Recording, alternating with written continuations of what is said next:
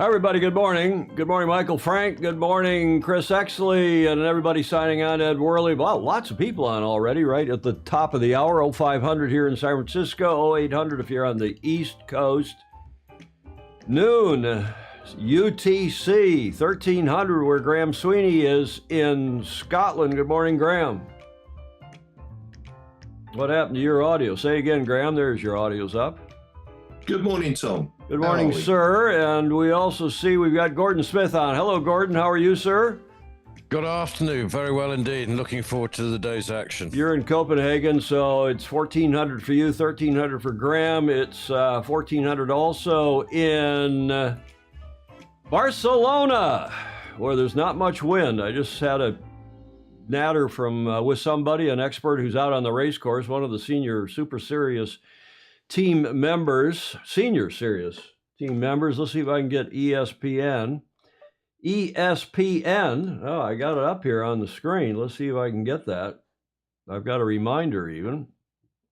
Cut over to that and see if I can get that on the air. America's Cup. Let's see if they're up live on ESPN Plus here in this country. Hello, Rick Bannero. Hello, Phil Laffin. 80 degrees in Florida, where it's 0800 in the morning. What is this ESPN? Louis Vuitton Cup. I experimented with this yesterday, trying to find the shorthand way to get on. Round Robin Day 3, that's what we want. So let's cut to that and play on ESPN Plus. As you watch me tee up things here in Studio B for what is otherwise known as the Whack-A-Mole Cup. I can't remember who, one of you on here, one of the regular Fosi. Hello, Peter Worcester and Don Lunabos and James Appel from Barnegat Bay.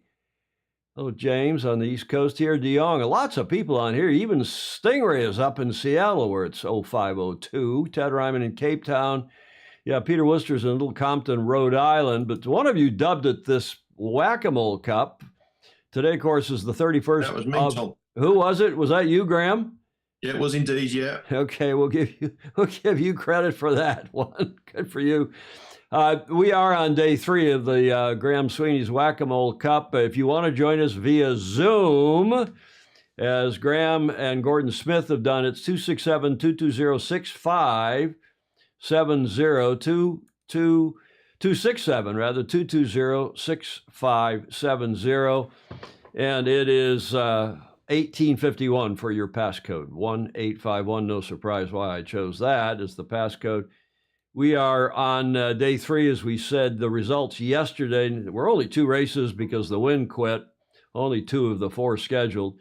And American Magic beat Alinghi when they fell off their foils at the start. We'd seen that movie before. That happened to American Magic the day before. And then ETNZ were not out on the track yesterday, but they are repaired. And then they say they're going to be racing today. So bravo Zulu to them for turning that repair around in such short, and basically not quite 48 hours. Ineos Britannia got a walkover. They started the race and then were awarded the race by the umpires. That, of course, was yesterday.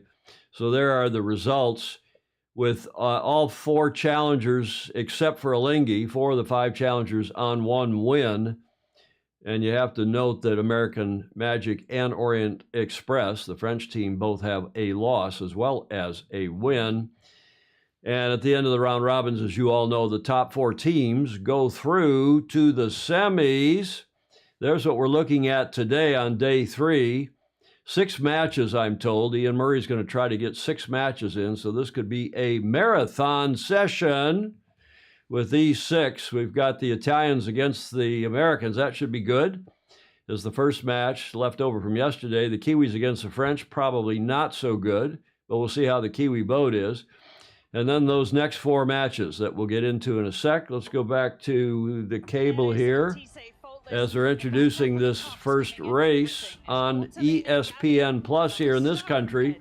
This is a watch party. Bring your own video. Here is what I'm showing here We'll get off the multi-view and come to the cable view now. So you're going to look through my head, but you bring your own video, and then we'll have commentary from Graham and from Gordon Smith and anyone else who tunes in via Zoom for today's possibly 6 races. Although it's light, it's, according to my forecast, which I told you about yesterday, it seems like I was right. Others of you said there was going to be more. It may ramp up a bit. I just, again, heard from the racetrack, and they're talking about maybe as much as 9.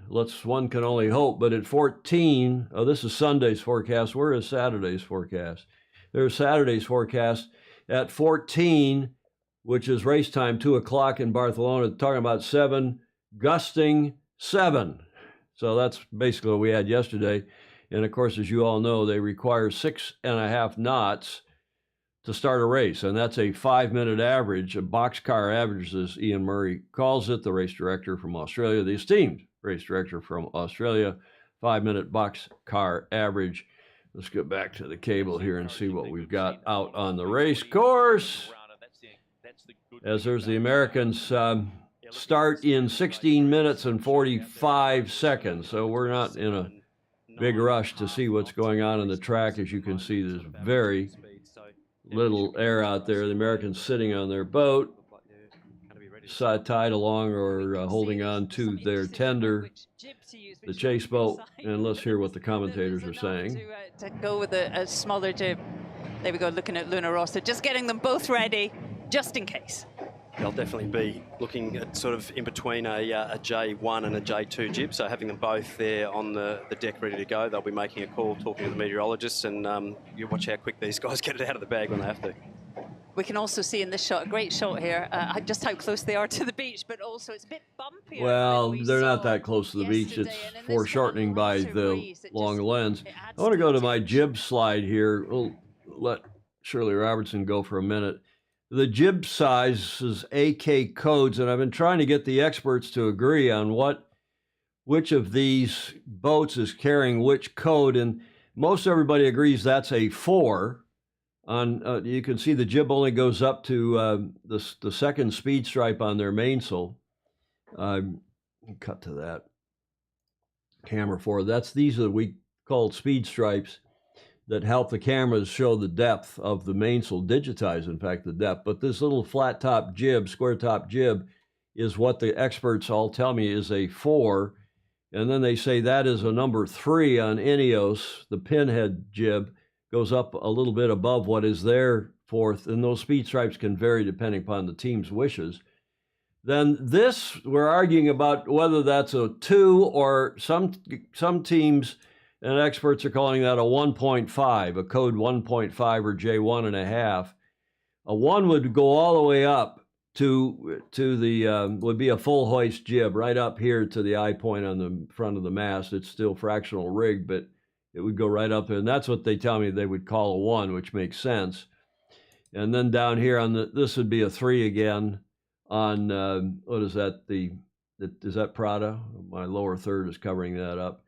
And then on American Magic, you can't see it against the white background, but that would be also a,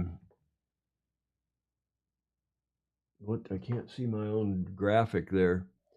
I think that is also a 1.5 on American Magic. And then you've got a 3 on Orient Express, it looks like over there on the right. So that's the jib coterie. Coterie? Not coterie, but coterie, jib codes. And that's, whether that's a 2 or a 1.5 doesn't matter. But of course, that makes a big difference. And what happened to American Magic the other day is they fell off their foils in the pre-start because their jib was too small for what was the breeze. Their weather team and others had predicted more breeze, so one hears. And they had a smaller jib up, and that they fell off the foils pre-start. And maybe that's also, I'm not sure because I was not cognizant of the jib size yesterday when who was it? The Swiss fell off their foils in the pre-start against American Magic. So we're probably going to see some more of this. Yeah, it was the Swiss.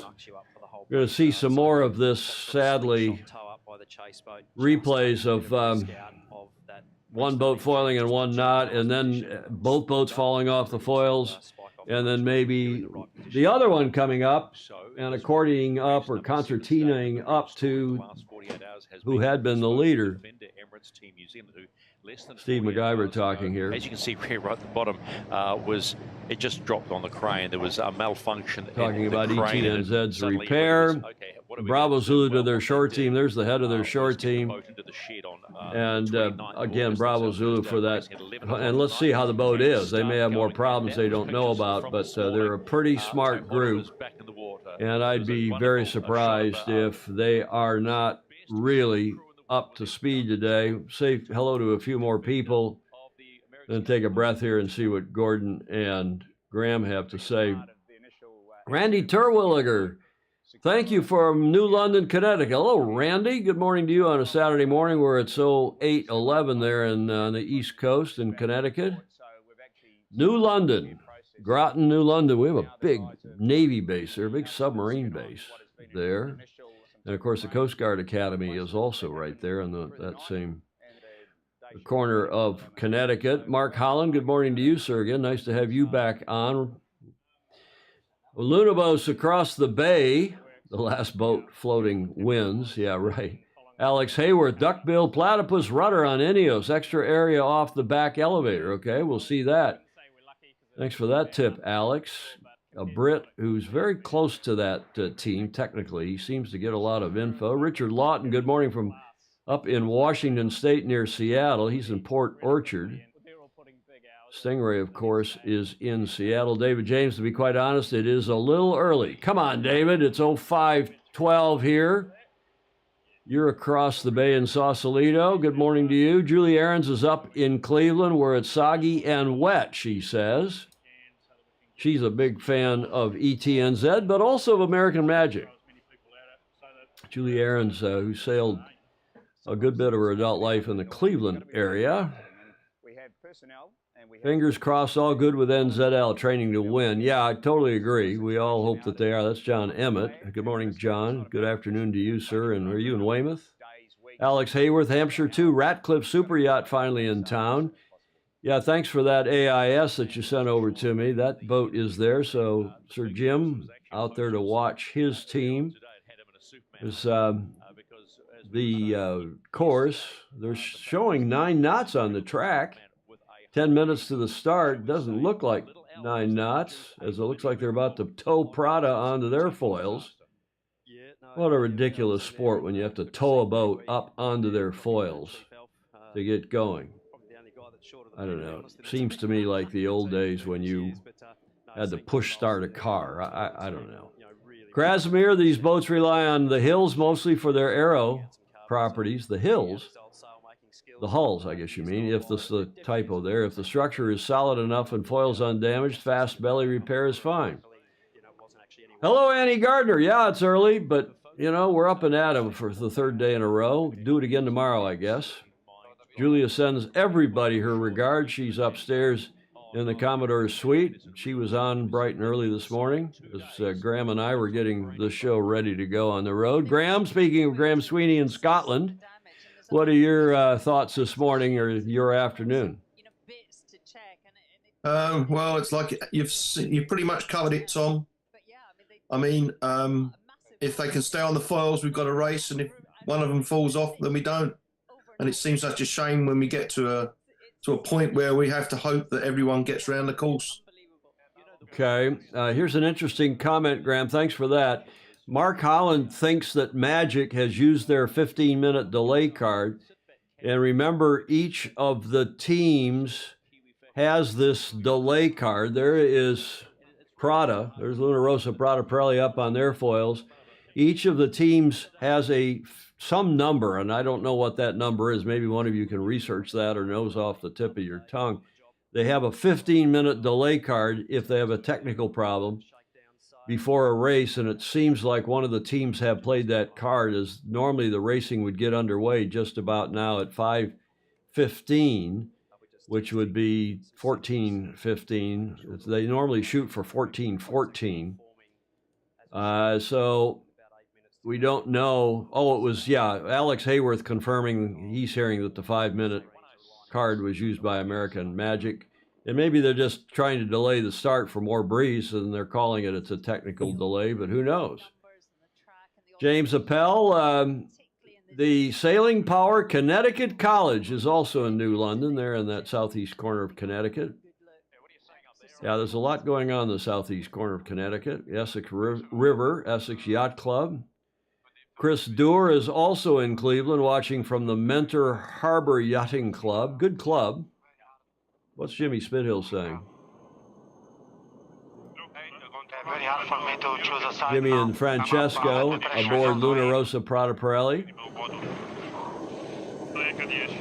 It's a really important. Jimmy, the starboard side helm, and Francesco, or Checo, as they call him in Italian. Checo, some of the Anglos call him. They're showing 8 knots at both ends of the starting line, and 8 knots up at the first gate. Mechatronic side of things, the PLC is all operating as it should, and the boat's good to go. This is a really big day, or should I say even a big race to start. It is a bit of a moving day, isn't it? As you got if these 6 matches, if they all happen, looks like American Magic still side-tied to their tender. The Italians versus USA, NZL versus France, the Swiss against the Brits, the French then for their second race against the USA, their second race. Everybody sails 2 races today. Everybody, if they get all 6 matches in. I somehow doubt they will. Great Britain against the Italians, and then the Swiss against NZL is the 6th and final match scheduled today.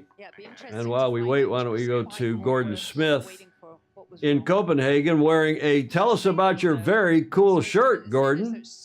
Well, this is the cycle shirt that came from Alistair Murray, and since I've been recuperating from my broken leg, I've been out there on the bicycle, and it's been fantastic inspiration. So again, thank you, Alistair. Yeah, I haven't seen Alistair on this morning. A quick check of the comments. There's Andrew McIrvin. Mr. Dr. Andrew McIrvin is on from London, or presumably he could be anywhere in the world. Ineos team served with a 30 days termination notice. What does that mean, Alex? Anybody know what that means? Gordon or Graham, do you have any idea what they're talking about? I'm assuming that's the termination of employment contract. Oh, so it's a joke. by Sir Radcliffe. David James speaking of Zoom. Here it is. Anybody wants to join Gordon and Graham on the Zoom? And Julia signed down earlier today just to see that her technology is working upstairs at the Commodore's Suite here at the Beach Street Yacht Club. 5 minutes now, they've reset the clock, so they're on that now delay for wind, it sounds like. Speaking of Zoom, there it is, 267-220-6570, passcode 1851. I was just going to say, Tom, following on from yesterday's racing, that this match and Ineos match against LRPP, I think, are very indicative of how the Cup might shape up. Of course, we'd all like to see a Lingy find their mojo, and I believe that the French are going to develop. But for me, it's these 2 matches I think will tell us a lot about what goes on in the next period of time. Okay. You saying these 2 matches, meaning the Italians and the Americans? There's the Americans and the American Kiwis. American Magic against LRPP and Ineos against LRPP. I think of today's racing, those 2 matches are of the greatest interest to me. But of course, there's lots of racing.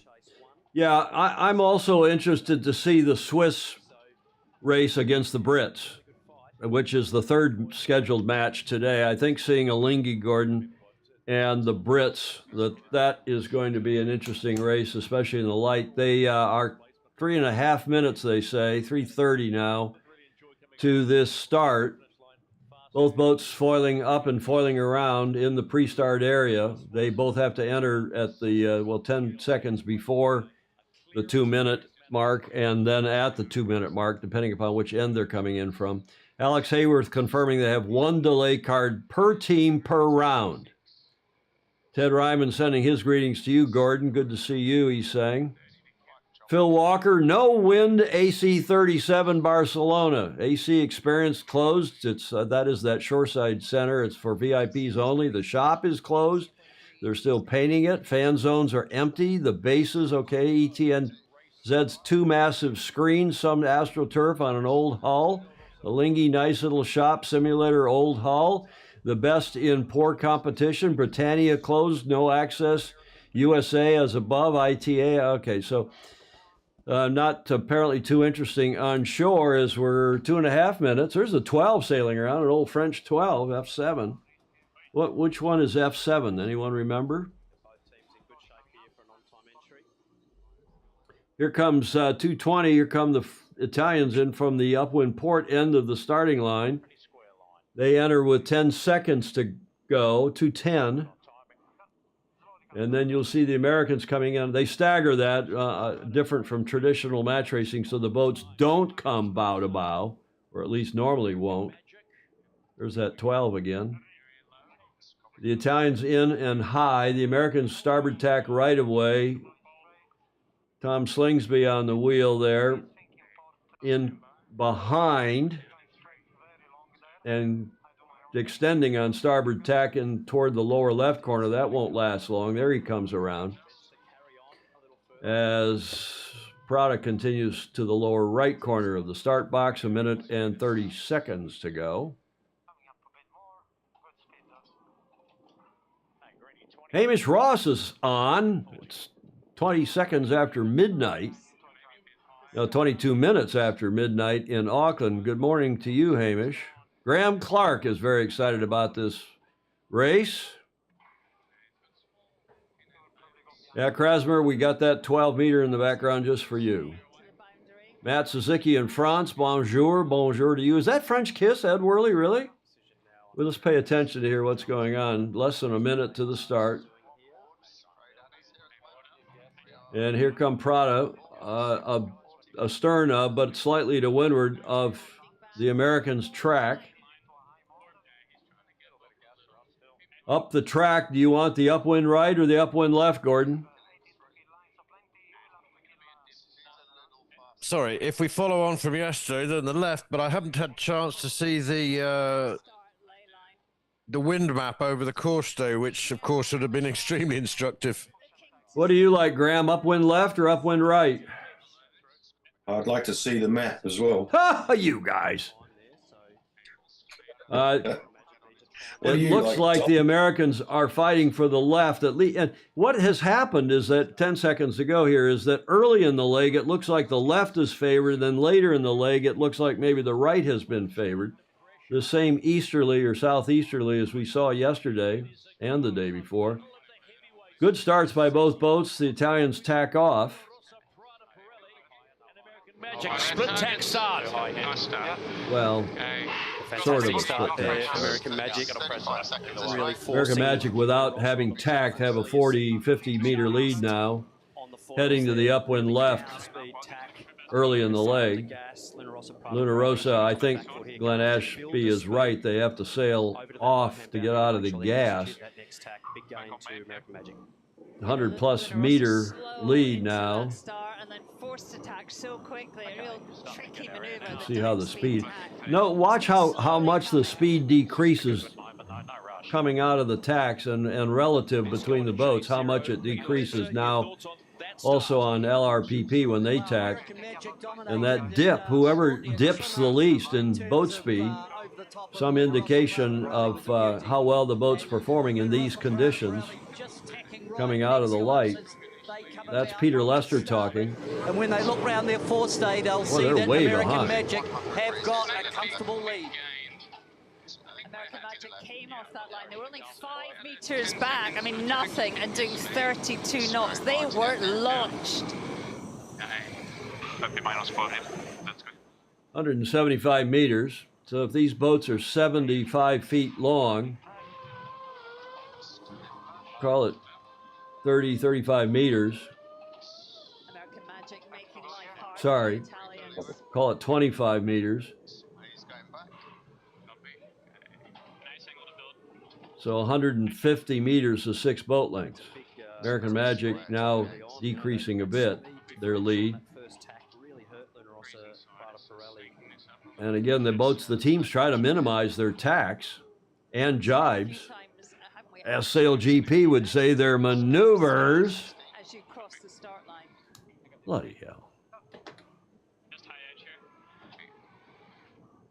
30 seconds. Christy Erickson Pryor back and forth with Annie Gardner.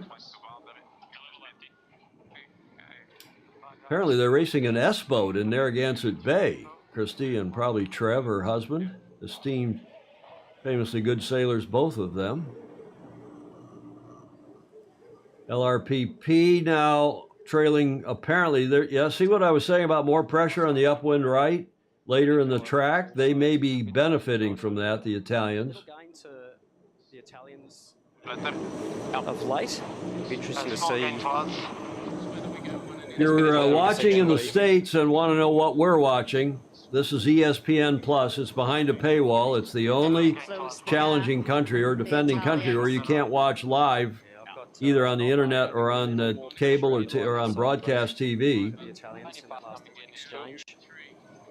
And ESPN Plus, the streaming service, obviously, of our big sports network, ESPN, which first covered the Cup in '87, helped put them on the map. American Magic tacked to cover, 75-meter lead, 3 boat lengths. Absolutely no chance of staying behind. As they're on leg 1 of 6. But here in the States, again, ESPN Plus, it's $11 a month. You can buy it for a year for less than that, but for a year package, but $10.99. Can you put the Zoom ID on the chart? Quick. Yes, David James. 267. Get your pencil out, David James. He's a lawyer, in fact. 267-220-6570, passcode 1851. Christy Erickson cheering for Magic as they're coming together. It's even closer. I'm thinking, again, either the Italians are quicker or there's more breeze on the upwind right as they go through the gate almost simultaneously. The Americans around the port or left end looking upwind, and LRPP around the starboard or right end heading down leg 2. David, it's 267-220-6570. Get your pencil out. 1851.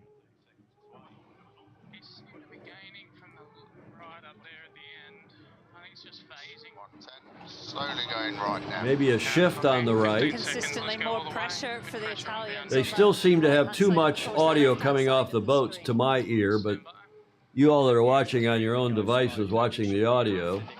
It's actually got American Magic there showing quite an advantage out that side of the course. Magic in the lead, but not by much. They're going to come back together with the Italians with starboard right of way.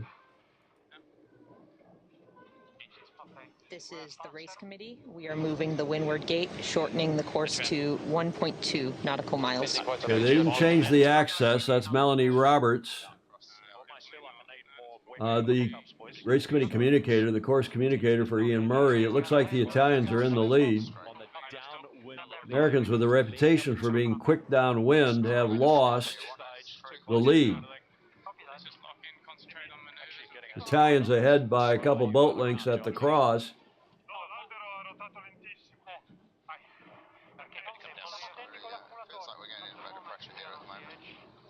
Yeah, Mike Mahoney, welcome to you. Much better sailing than we saw yesterday.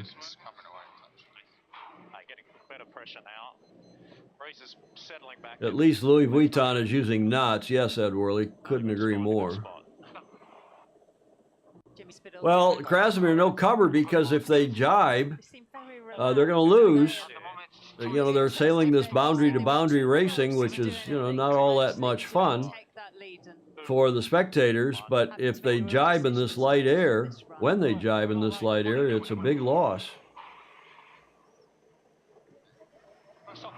Again, I don't want to have a copyright strike, so you got to look over my shoulder here as I'm watching it on ESPN Plus. I'm sure all of you are watching it on your own devices, BYOV, bring your own video. Grasmere doesn't agree. He thinks that the Italians should have jibed and gone over to the upwind right or downwind left and covered American Magic. Well, we'll see at the cross. There may be pressure on that upwind right, downwind left side of the track, more pressure. Looks like the lead has shrunk to a boat length. Americans have the right of way. Americans have the lead. Prada went behind them. Should I be all excited? Oh, we've got another lead change. Oh, how terribly exciting is this? No, this is not Sail GP. No real practice on gate here at the bottom, so just make sure we can. So 2 lead changes. Boundary to boundary is about as much fun as Atari's old video game. Pong. Sigh, Rick Banero says. Really interesting. Sorry, okay. This bottom gate here, the tactical decisions. But just listen to both teams because they Glenn will be Ashby close as they saying. come on bow here. And it could be the American speed. Remember, they're pretty quick, and maybe initially there was more pressure on the upwind right. It's very complicated stuff for the teams to suss out as the Americans maintain the lead into the gate. Just.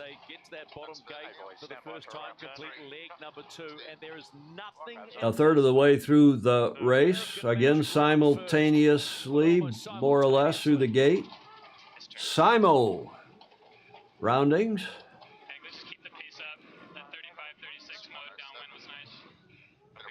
The Americans headed to the upwind right to begin leg 3, the second beat. Okay, we'll take this. Stand by. Forward in 3, 2, 1. And the Italians headed to the upwind left, basically dead even. Let's go on to the American Magic Chase Boat. Coach Tom Burnham is listening in. We've got a real match race on hands, and congratulations, great start. Yeah, thanks, guys. It's definitely a heck of a match race going on here. And Here's Tommy Burnham, so, pretty exciting. It's pretty the coach for American Magic, a lot of changes happening, so it's good stuff. on the team boat, the coach boat. Going to be a great intersection coming up here. American Magic on starboard now has the right of way, basically bow to bow. Looks like the Kiwis are either, well, the Kiwis with a slight lead now. Are they going to cross? It's going to be close. I like the green circle. They're putting the right-of-way boat in a green circle. Good job, TV. As Luna Rosa Prada Pirelli ducks. Tom Slingsby saying nice right shift there, so they are in phase at the moment, but Italian... Ted Ryman, I'm enjoying this race better than watching them bob up and down like ducks. Really fantastic battle here. A fantastic battle here, Glenn Ashby says. Replay of the view out of the front. There's a replay of that close cross. No comms from the umpire. And now we've got David James on here. Hello, good morning, David James over in Sausalito in the lower right, along with Gordon Smith in Copenhagen. Graham Sweeney there, and then myself in the upper left corner on the gallery view. David, what do you think so far? Just a little bit of a low ride height tack there on American Magic. So We got Graham there. David, are you going to come on and say, give us a word or two? You got to talk to get your screen up there. 20 seconds transpires, possibly just a global... You're muted, David. I don't have any audio from you. We'll go back when you still don't have any audio from you. Sorry. Check your audio connection to your computer. I see you got your nice America 1 shirt on from 2000. Alan Long, you've missed a good race so far. Good morning to you, sir. The boats are neck and neck. The Italians have taken the lead. We've now had 3 lead changes. And the Italians have taken a 3 boat length, maybe 6 boat length lead as they've crossed ahead on starboard. I think there's more pressure in the upwind right, guys. Your host may have been correct. As the Americans were in the lead off the start line and led, and then we've had now 3 lead changes. Annie Gardner agreeing with me that the right is clearly favored, at least in the upwind part of the leg. More pressure or maybe a bit of a righty, although the race committee have not changed the course axis. Fritz Mueller, hello from Miami. Hello to you. Yeah, so, wind is 7, maybe 8 now. Called it before, one-handed, and that's exactly what they're doing as they attempt to extend their lead on American Magic. And the Italians are going to lead into the gate by 6 boat lengths. Race 7. And right now, they're going to head down again what we think is the favored upwind right side of the track, downwind left. As they complete the halfway point in race 7 of the Louis Vuitton Cup. It is fun to refer to it as a downwind rounding. David, I can hear you now, but I'm seeing your shirt. You going to show us your face? Oh, that's right. Okay. Good morning to you, sir. What were you saying? Oh, it's just an interesting idea to refer to it as a downwind rounding. Who referred to it as that? I mean, it's the windward gate, and they're going downhill now. The commentators call it a downwind rounding. The Italians in a big lead here. 250 meters. So that's 4, 8, 10 boat lengths, 9 boat lengths.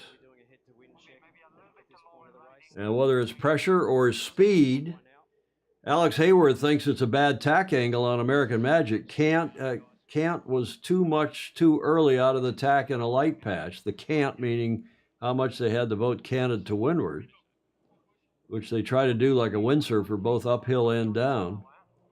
230 meters the lead, the Italians crossing ahead on starboard.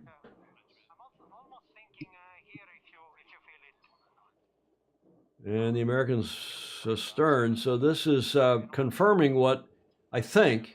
This is confirming what most of the pundits are saying. The guys I'm talking to in Barcelona, for the other journalists, if I can call myself a journalist, I'm just a bloody talk show host, but a simple country boy from Michigan. But the guys I won't name them, but most of them really rate Luna Rossa Prada Pirelli a click or two faster most of the time ahead of American Magic. But we'll see here as American Magic now closing up big time on Luna Rossa Prada Pirelli. They jibe. I wonder why they jibed there. Okay. There's a very interesting graphic that they've showed a couple of times 2 days ago, but they're not showing today, and that's to show the heading track of each boat. And it's interesting because you can actually see the helm pinching the wind, and it shows you almost where the wind on the course is because of what the helm's able to do. And it's just a shame it's missing off this. Could probably get a better idea of why certain ground is being made. Good point. Now they're showing the wattage, the output of the cyclers. Somebody said the human batteries. I think American Magic is just quicker downhill, and I think we're seeing that again. But Luna Rossa Prada Pirelli, no slouch, as they're well and truly ahead, going into the bottom gate by how much? 6 boat lengths? 7 boat lengths? They're going to take the left end of the gate looking upwind as they begin leg 5. 15 minutes into this race, 15 minutes and 25 seconds. The Americans will split. Tom Slingsby choosing the upwind right end of the gate as they go around. That's a 20-second delta, so that's the biggest delta, isn't it, so far? What was the delta at... what was the delta at gate 3? Does anybody know? LRPP is sailing away now. Krasimir Naumov in Bulgaria is saying. Doc Jeffrey is asking where this event is streaming. Doc, if you're in the U.S., it's streaming on ESPN+. Behind a paywall, it's ESPN streaming service, $11 a month, $10.99 a month. Chris actually thinks that delta at gate 3 was 20 seconds, so it's the same delta at the previous gate as it was just now at the bottom gate. Day 3, if you're just joining us, of the Louis Vuitton Cup. The Americans racing the Italians. The Americans led. We've had 3 lead changes. And the Americans started with a lead, then lost it, then gained it back, and the Italians back in the lead again as they go up leg 5 of 6. 200-plus meter lead. Yeah, this is a Doc Jeffrey. It's a BYOV. Bring your own video. I don't want to have a copyright strike here, as we are live streaming to our normal Sailing Illustrated channels, YouTube, and our 2 Facebook channels for Sailing Illustrated, and also my personal Facebook page. We have 5,000 people that follow us there. 200-meter lead, 200 and change.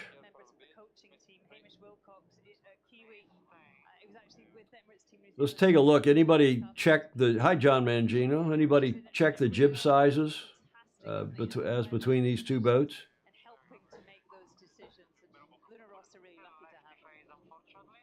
You're going to join by Zoom. Again, we've got Graham Sweeney in Scotland, Gordon Smith in Denmark, and David James across the bridge in Sausalito on via Zoom. Thanks for joining us, guys. Julia joined earlier. She's upstairs in the Commodore Suite. Sends everybody her regards. Alex Hayworth saying the clouds are breaking up there in Barcelona, so the wind should increase 9 to 10, up to 9 to 10 knots. Just as he said that, Krasmir is saying it's getting lighter.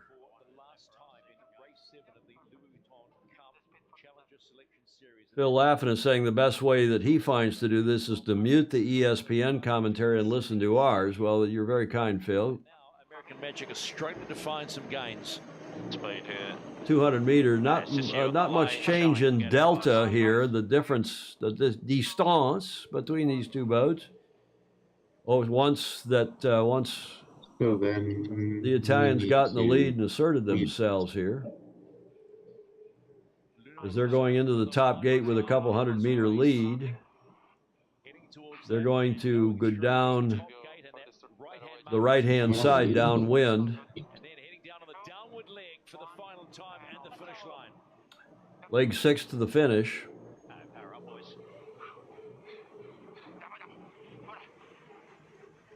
Their top speed, that graphic in the upper corner, 38 knots, has been their upper speed. I guess that's through the whole race. Is that right? And it's going to be around about 20 seconds again, the delta at gate 5. More than 25 seconds. There's Peggy Bauhaus. Hello, Peggy. A lot of new people. It is Saturday morning here in the States. We've already had 100 messages from all of you. When you've got Hamish Ross on watching in Auckland where it's 43 minutes past midnight. Hamish, hello to you. American Magic trailing by 220 plus meters.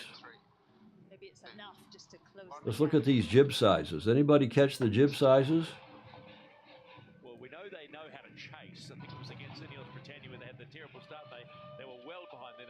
They closed the distance on that final leg to simply 16 seconds. So I wonder if there's a bit of that in them today. Steve McGyver talking about how American Magic closed up in that long chase against the Brits when they fell off their foil. Was it the Brits? Yeah, they fell off their foils against the Brits, and they were 700 meters behind and then closed up to almost 100. Alex Hayworth thinks there's more pressure on the downwind left, which is the upwind right, which is what we've been saying all along, right? That top left dial, Andrew McIrvin, it flashes first on knots, then they go to kph, don't they, to kilometers per hour when they come around the gate. I think that's their top speed over the course of the race, or maybe that previous leg. I'm not sure which. Any of you know? American Magic's jib looks bigger, Graham Clark thinks. Regardless, LRPP are gained. They're now 330 meters in the lead. handing over control to the other side of the yacht. Luna Rossa make it look easy, but the coordination between the trimming and the flight control and the steering and the guys in the back, that's a lot to choreograph and get right. Okay, Shirley, a lot to choreograph. Yeah, okay. Yeah, okay, Shirley. So LRPP takes the win. 3 lead changes. Good race. Best race we've seen so far, I think. What do you think, Graham Sweeney? Best race we've seen so far? Yeah, it was a proper match, wasn't it? Yeah, I think it was. Gordon, what'd you think? Well, as I said before we started, I thought this match and the Ineos LRPP match would tell us a lot about leading up to the Cup. And I think it might have just done that. I think these conditions, following kind of what I'm hearing before the event, this was really AM's conditions. No swell, not too much wind.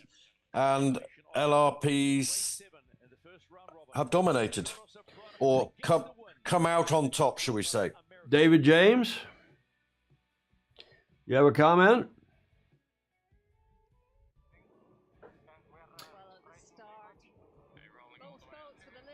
David, you're muted, I can see. Still muted, David. Yeah, we'll come back. Worst case. There we go. Worst case, they can just they'll just peel to it from a number 3 to a number 1 like a Maxia quit. Well, people are saying they think American Magic had a bigger jib. They both look like 1.5s, or what the experts are telling me now are 1.5s. Hard to tell.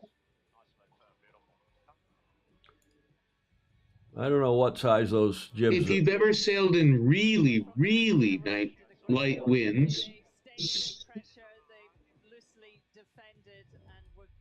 yes. Sometimes it's nice to have a small light jib. Well, exactly. I mean, it's like, as Ed Worley will remind us, the old days in the 12 meters. You had a smaller, lighter kite. We'll see what they do jib-wise on LRPP, but they won the race handily. Ed Worley observing the one bad tack and you are toast. So it's probably all these factors. I agree with Andrew McIrvin and others of you, Annie Gardner, who say there's more breeze on the upwind right. Those of you in Europe are pouring yourself a nice scotch or retrieving a beer. I think Ryman said he was getting himself a nice Heineken on a beautiful spring day in Cape Town. Bit early for us here in the States at 05:48. Yeah, I'm on iced coffee here. There's some job on recovering, keeping calm, and sailing well. So yeah, we're super happy. Yeah, congratulations, mate. Okay. Yeah, nice job by the Italians.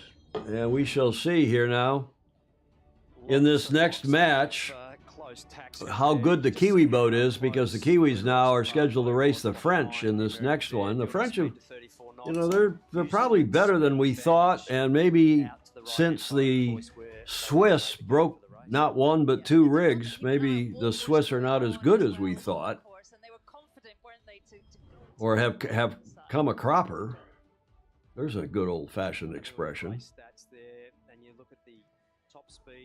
While we're talking about beer, I had an NA last night.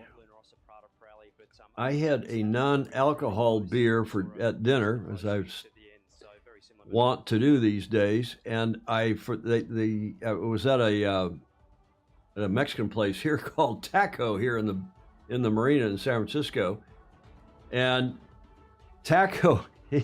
The interview it's on Fillmore Street. Any of you that have been there, it's right here in the Marina District, not far from St. Francis and Golden Gate Yacht Clubs and so on. Almost just one block up the street from the famous Balboa Cafe, which is 100+ years old, where all the sailors go late at night to pick up the Pacific Heights Cougars. It's a big cougar bar and restaurant at night on Friday and Saturday nights, and what they call the Triangle. There at Fillmore and Greenwich Streets, because those of you who are sailors and been here to San Francisco will know the area. David James certainly will know it. Julia will know it. Not that she's a cougar that frequents the place, but she is a bit of a cougar. And that area is famously known for the nightlife in the Union Street, Cow Hollow, Chestnut Street Marina District. So we went over, a couple of us went over, a friend of mine, and we had some tacos at what's called Taco, T-A-C-K-O. It's a maritime motif. They've got a lot of stuff from Nantucket, and they've got every cover of Yachting magazine. Our old, famously good, it used to be a famously good sailing, but powerboat magazine now mostly. Yachting magazine, back to the 30s, as decoration on the wall. Taco, and their sign out on Fillmore Street is the New York Yacht Club Burgee, without the white star, but with Taco, T-A-C-K-O, in the Red Cross, in the long axis of the Red Cross. Anyway, long story short, the only non-alcohol beer they had was, being a Mexican, ostensibly Mexican restaurant, was a Corona Blue, which is Corona's entry into the NA field. As that grows, there's apparently 25% of the kids these days are not drinking alcohol. And the Corona Blue, I would rate maybe better than the Heineken Zero, which has been the favorite up till now. Apparently, Amstel has a pretty good light beer, or not a light beer, an NA, a non-alcohol beer, what I call a fake beer. Corona Blue. Tom, while we were just sharing your dining experience, the official feed actually showed some data on the comparative performance between LRPP and AM. And what I was really interested in was upwind, they were very similar. Downwind, LRPP was quicker, and the average speed of the two LRPP was about 1.5 knots quicker over the course of the race. Yeah, I saw that out of my right eye. And what do you think of that? The vaunted downwind speed in New York, have they traded? You know, the teams make adjustments. They think, well, maybe we're too focused. Maybe we're too pitched, is the word the teams will use. Pitch too much downwind. Let's try to pitch some more for an upwind speed. Or do you think the Italians have gained downwind speed, or just maybe we're always quick downwind? I'm not sure. I think it's a very interesting number. It wasn't what I was expecting, I'll be honest. Okay. Graham, do you have a comment? I think we've watched them in previous editions of the America's Cup.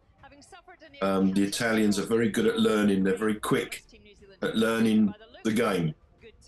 And maybe what we're actually witnessing is their speed to adapt.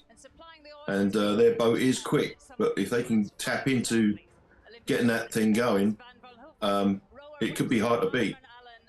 Indeed. David James, you have a thought? Well, I think that it's premature to make those sorts of conclusions because we are so early in the series. How many upwinds, how many downwinds, how many roundings we had? Who knows which boat is maneuverable, which boat is upwind fast, which boat is downwind fast, and which boat is upwind quick in what kind of breeze, or downwind in what kind of breeze. I think it's just like all wildly well, of course there's some speculation here, David, but you know, there's only we're almost into round robin 2, so you got to, so you got to base it on what you see here. Now you have to start speculating. I agree. So, and it's fun to speculate. Everybody's signing on to this feed because they want to hear you and Graham and Gordon speculate a bit. As Mary Jude is on here, and she's saying, nice race. Yeah, at least we had a good race and 3 lead changes. And Mike Mahoney says, as the others are starting to have a drink, he's saying, well, it's 5 o'clock somewhere. And there's John B2, best day NA beer. I don't know who John 2 is. B2. Hello, John. Alan Long Racing is the best. asking if NZL is David. You got to wait for me to invite you to talk, or otherwise we're going to have coordination problems here. Thank you, Okay. Alan, because I'm leaving the volume up in case you guys want to chip in when I stop talking. That's been our protocol, and this is your first day on, so thanks for joining. John B2, your age is creepy to be in the triangle. Who is John B2? Jody Shields checking in from Oz. In fact, he's in Bali.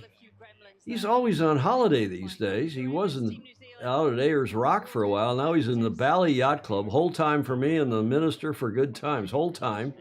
Does that mean he's in the Bali Yacht Club?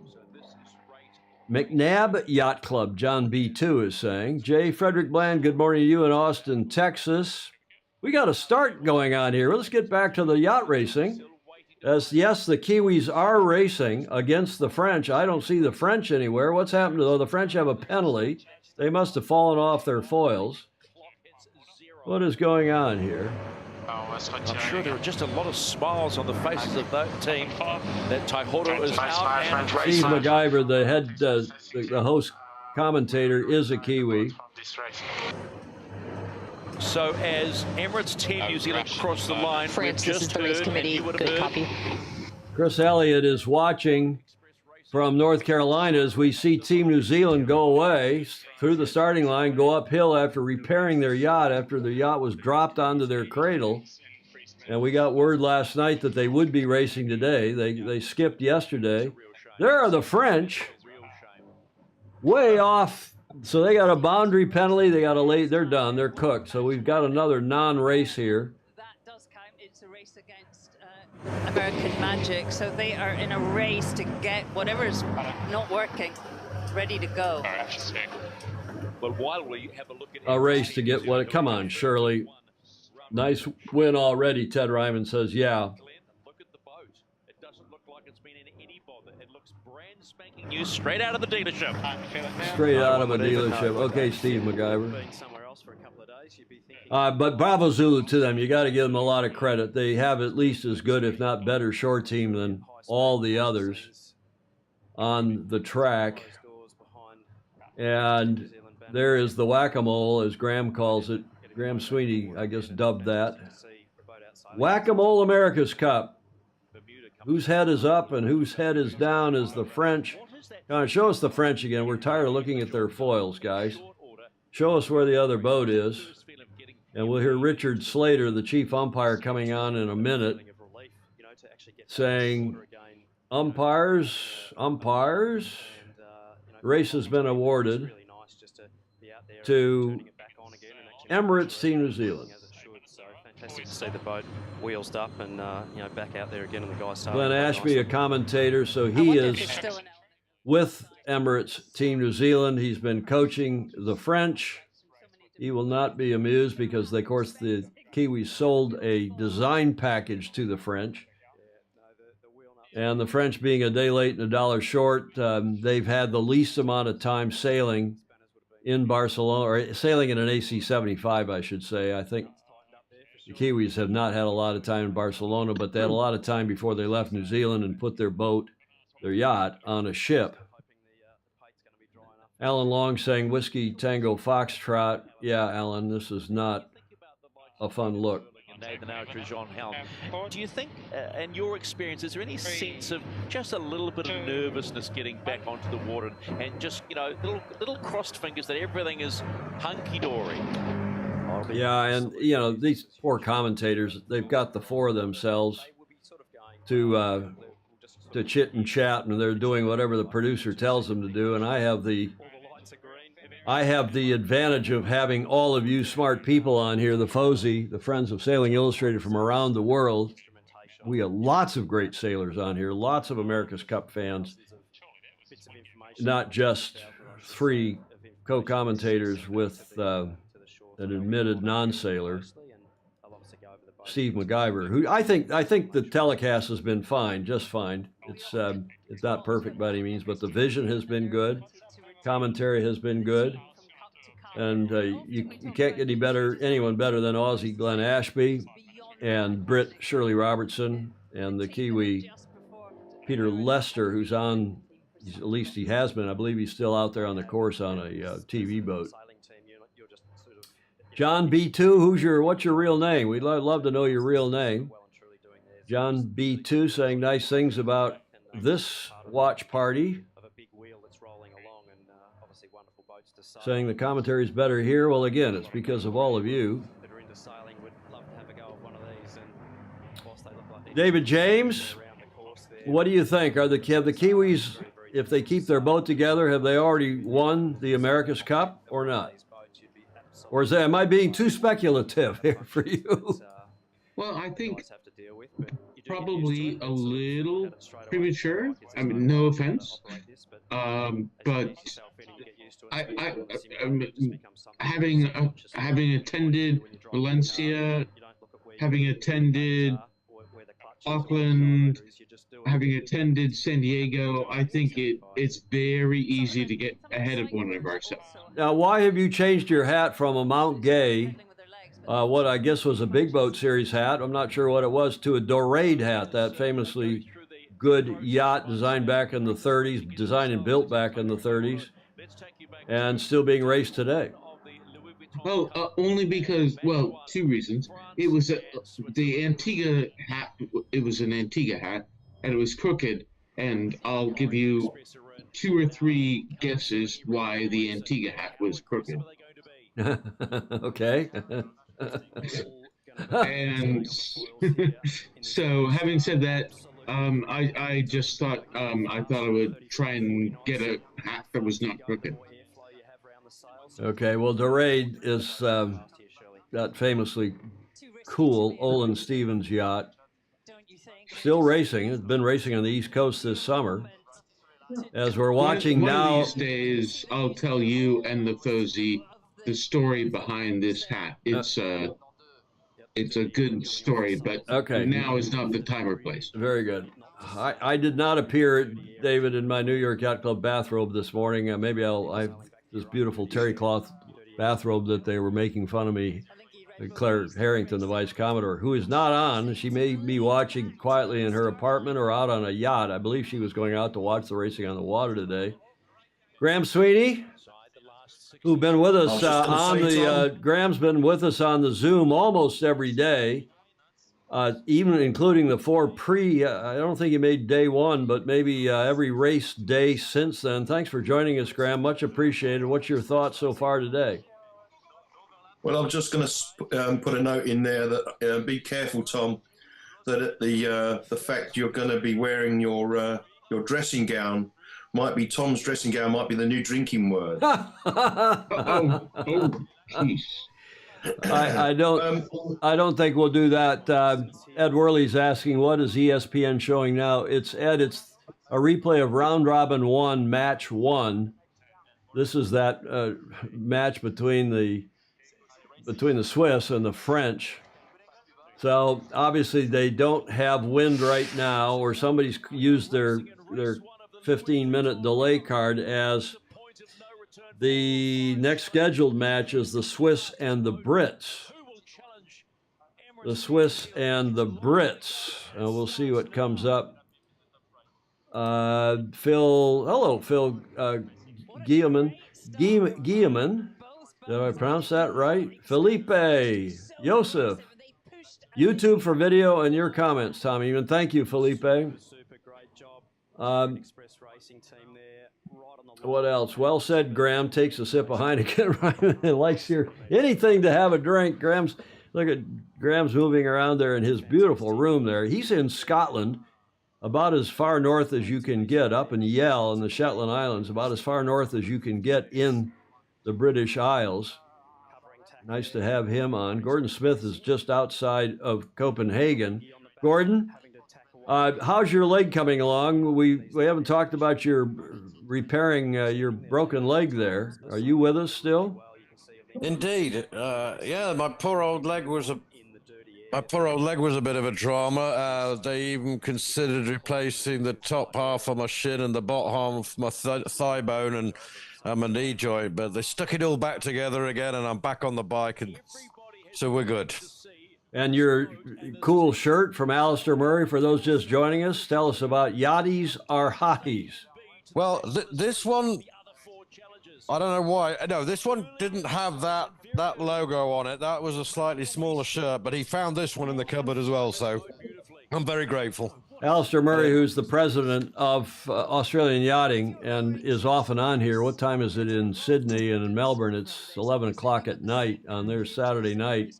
0100 in Auckland, but he's made these shirts up. Yachties Are Hotties because they've got a big group, and Ronsan, of course, he used for years was CEO of Ronsan, the big marine equipment fitting company. And Alistair, as you know, has been a regular on here on Sailing Illustrated on our regular Tuesday and Friday shows, and as president of Australian Sailing. It used to be called Yachting Australia or Australian, I can't remember. Australian Sailing, but as president of that and coming on our regular Tuesday show along with Julia and John Emmett and the rest of the FOSI, he has made these shirts available. In fact, Julie Aarons in Cleveland, who's watching, Julie has one that you kindly donated for the cause, and she bid on it and made a big contribution to her local junior sailing program so she could have one of these shirts. And then Alistair sent you this second shirt. Indeed. I was just noting, whilst the pause in the racing, if anybody's looking for other exciting sporting events, the World Tow Wrestling Championship is on in my hometown in Derbyshire, England. The toe. What is that? They put their toes up in the air, and it's like arm wrestling, but with your oh, thanks, Tom. Yeah, it's like arm wrestling, but with your toes, and it's so serious that one of the competitors last year had his big toenails removed to enable him to grip his opponent more closely. Removed, like pulled out, like reputed to be a certain torture. He had his big toenails surgically removed in order to maintain his championship status. Oh, my goodness. The things you learn here on Sailing Illustrated with our esteemed FOSI and beyond is Rick Hayes from that famously good Starboat family in Chicago is checking in. Hello, Rick.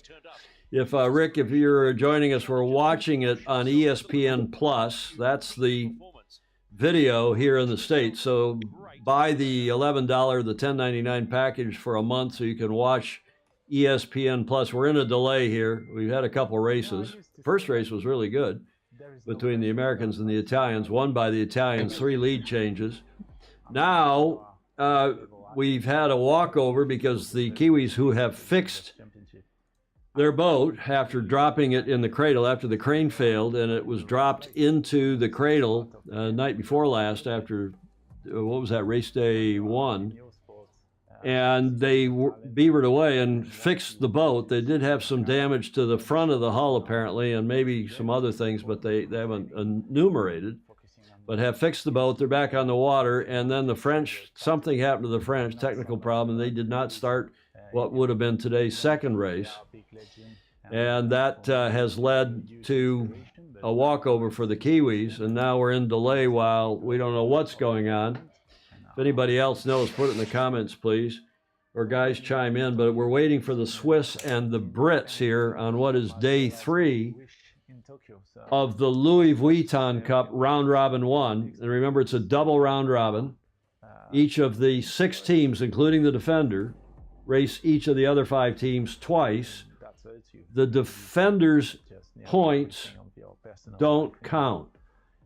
The Kiwis are racing for the practice, and that's not popular with most of you. In fact, most people in the America's Cup world, if you go on the Reddit, America's Cup boards, there's a couple of them on, if you're a Redditor, on the Reddit, the subreddit about the America's Cup, people are wondering, well, what happened the traditional days when the defender never raced the challenge until the first race of the match? The difference is that all the teams have agreed to build only one new boat, and that once the challengers get into their so-called Challenger Selection Series, which is what we're in now, the Louis Vuitton Cup, you need to give the defender something to do. So they go out and race, but their win-loss record does not count among the challengers win-loss record. And of course, the top four teams will advance out of this round robin phase, this double round robin, into a semifinal, 2 boats against 2 boats, first against fourth, second against third, or does the first place boat get to choose its opponent in the semi? That's the traditional match racing, but I'm not sure if that is the format for this or not. Andrew McIrvin asking, the French not racing, was that to give the Kiwis more repair time? I doubt it, Andrew. Chris Elliott wants to see some more virtual toe wrestling. Graham, you got your broken foot up there, and we can have a virtual toe wrestle, Graham. Come on, here we go. Here we go. You don't want to see it. I don't either. Probably the Fozzie don't either.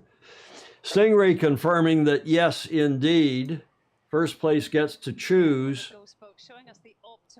their opponent in the semis. Is that right, Stingray? First place coming out of the rounds robin. That's the tradition in match racing. Jody Shields.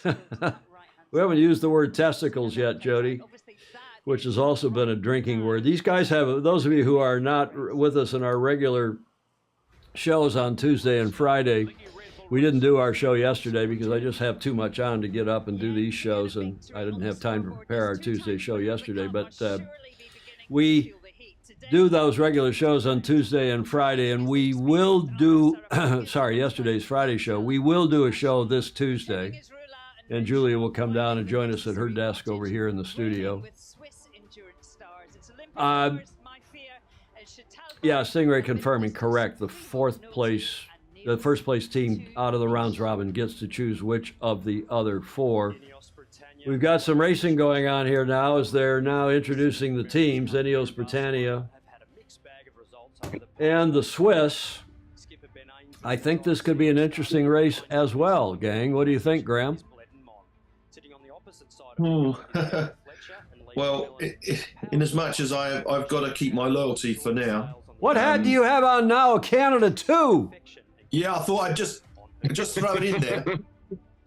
That's a good one. Yeah, that's from 87. Canada 2 was 87, right? No, it is, but it's from St. Martin on a cruise I went on. Well, it matches sort of my pink shirt and my Vineyard Vines here. This is a, what sweatshirt is this? This is a Balboa Yacht Club sweatshirt.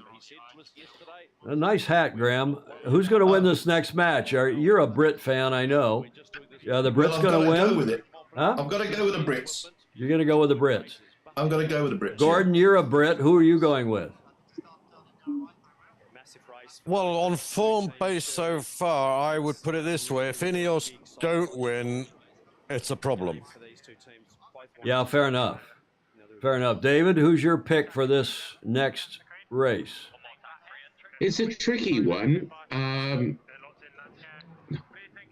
My sympathies, since St. Francis is not in the regatta this year, are with New York Yacht Club, but my hopes are with New York Yacht Club. David, who's going to win? David, simple word. Who's going to win this race, the Brits or the Swiss? Brits. Okay, thank you for that. As we got 2 minutes, 40 seconds to go, and we're watching Ineos here on the screen. 2.5 minutes. All 3 of you, I guess, are picking the Brits. I'm going to be contrary minded. I think the Swiss, with all the money and with Ernesto Bertarelli there and his yacht Vava 2, I think the Swiss are going to come good in this one. I think the Brits are a bit sticky in the light, sorry to say, and we got Graham now bringing on his Viking horns. This is a lot more entertaining show. Yeah, guys, I've got you on the speaker view there on that screen, so if somebody talks, that will switch you to the screen, so you have to be a little quiet there at your end on the Zoom. There's the entry. The Swiss crossing ahead on port tack, as you would expect. You really need to get in. If you're on the port entry, you need to be on time so you can get across that starboard tacker coming in 10 seconds later. Minute and a half to go. While Richard Lawton wears his 2009 New York NYC Seattle Yacht Club cruise hat. Wow. And the Brits are pursuing over to the playground, as the young match racers call it, where the circling goes on in traditional match racing, usually off to the downwind right of the starting line. A minute to go here. Swiss on starboard tack. The Brits are going to tack ahead of them and lead back. We're watching on ESPN Plus here in the States. People like your hat. 1.5 jibs is what Thierry de Jong thinks both these boats have.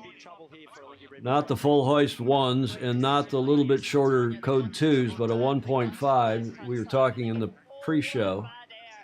30 seconds, the Brits leading back, wanting the initial part, it looks like, on the downwind left side of the track, as we saw the Americans do that and take the lead in that first race. Uh-oh. The Swiss have fallen off the foils, and there goes my prediction for a Swiss win in this match, probably.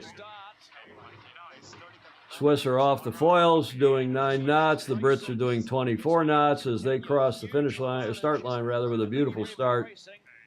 Uphill on starboard tack. They'll go to the boundary and tack. And I will admit already that the chances of the Swiss winning are next to nothing, unless the Brits fall off their foils and we're back to these up and down racing. Ed Worley says, I have fallen and I can't get up. Glenn, it's painful to watch. It's so hard, isn't it? It requires quite a lot of patience just to watch this. Here comes the tack over at the boundary. Racing, just having to stay calm and cool here. Their opportunity might come to get back in this race. We have seen some. The poor commentators. What is the wind speed, Rick Hayes is asking? I think it's about 7 knots, Rick. It's up and down a little bit. Lance Burke checking in as he's in Situate, Mass. Last I knew, he's here normally from the Bay Area. Hello, Fog Machine. Is the paint dry? Is the paint dry yet? Jody Shields says, this is amazing. The sarcastic gentleman that he sometimes is. Jody is in Bali at the yacht club, the Bali Yacht Club, with a cocktail in hand, no doubt.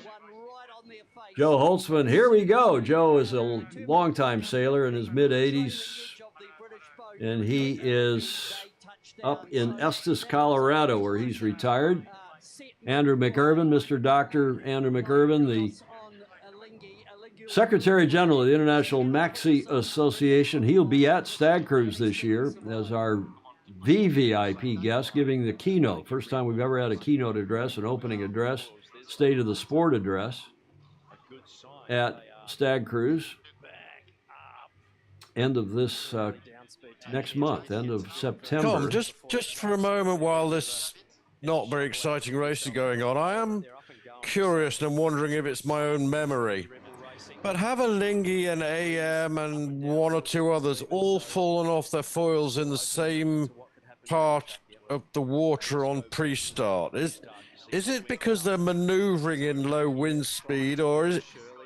Or, yeah, I mean, perhaps that's my meaning is that the wind speed is marginal, but they're actually doing a particular maneuver which is leading them to be susceptible to it, or is it just my imagination? No, I think it's light air, obviously. Whether it was it's a maneuver, as they say in Sail GP, it was a maneuver. And whether it's a tack or a jibe, I don't think they just fell off their foils when they were straight lining. But let's see if any of the Fozy in the comments or otherwise have a thought on that. And probably a good stat to go back and get, Gordon. Good point. Alan Long up in Cleveland saying, replying to Rodian, Mazine seems to be the consensus. What's the consensus? This stuff is unwatchable, Rodian is saying. Margins for error are just too narrow, as the Brits closing in now on the top gate with a kilometer lead. The Swiss are back on their foils, 1,000 meters behind. I mean, the problem, I'm not a big fan of the boats, as you all know. The problem is not the boats as much as it is the venue. You've got to have, as Julia calls it, a reliably windy, iconically beautiful venue.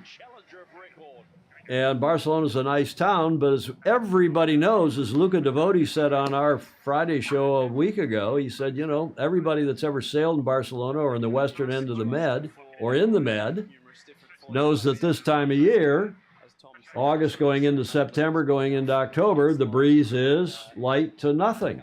Okay, you have one strong storm come through every now and then, as the French would call it, a mistral. I don't know what they call it in Spain, even though I lived there for 10 years. Alex Hayworth says that Arnaud, the skipper of the Swiss team, gave away the windward gauge. I can hear the screams from Lord Nelson and Collingwood.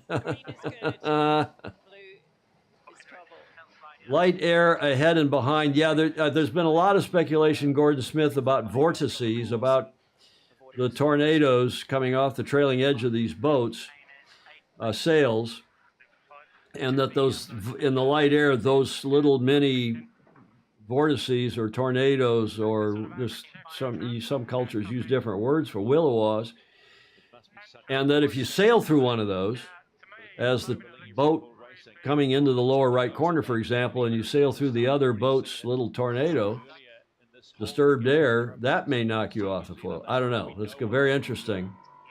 But that would be a matter for your sailing coach for the actual pre-start planning. That's a situation you don't want to be in, which in itself is part of the match, right? Yeah, well, for sure, and we'll see. I'll delve into that. I've got an expert here on the other end of my text who's out on one of the team boats, and see if he wants to opine. Tramontana in Spain, Thierry de Jong, who's Dutch, is asking if that's what you call a big windstorm this time of year, a mistral in Spain. Tramontana, is that the right? John B2, we still don't know his name. He's being quiet today. He's being anonymous. I think air fouling plays a huge part in the start box, and low wind, loss of pressure can't be regained. Okay, interesting point. James Frederick Bland says, same thing happens in displacement racing. Everyone on starboard tack on the line, port tack start has more wind and can do better taking a few transoms. Yeah, okay. And when you're crossing coming off the line, good point. J. Frederick Bland in Austin, Texas, normally. Peter Stevenson and all you Aussies, Father's Day tomorrow in Australia. Your present is that you're allowed to go and race his laser for this first day of the season at Middle Harbor Yacht Amateur Sailing Club in Sydney. Sorry, Tom, Hang on, Gordon. I'll invite you in. I see you there. Put your hand up and I can see you on my big screen. Okay, I'll come to you. Father's Day tomorrow in Oz. Isn't it already tomorrow? I guess it is in 40 minutes in Australia. Happy Father's Day to all you Aussies. Gordon. Just as a Brit talking about Australia, I was wondering, shouldn't that be Fatherless Day in Australia? Okay. What's going on in the yacht race? 1,300-meter lead to the Brits as they're coming into, I wonder if they'll shorten this race. They're trying to get 6 races in today, don't forget. Brits coming into the bottom gate the first time, end of leg 2 of 6 is what has been scheduled. Wind for leg number 3 of 6. Gave themselves plenty of margin there on the lay line. Yeah, poor commentators. There's another Felipe Joseph Guillemin. Did I pronounce your name? Guillemin. Felipe, sorry if I butchered your name there a bit. Mistral or Tramontana in France.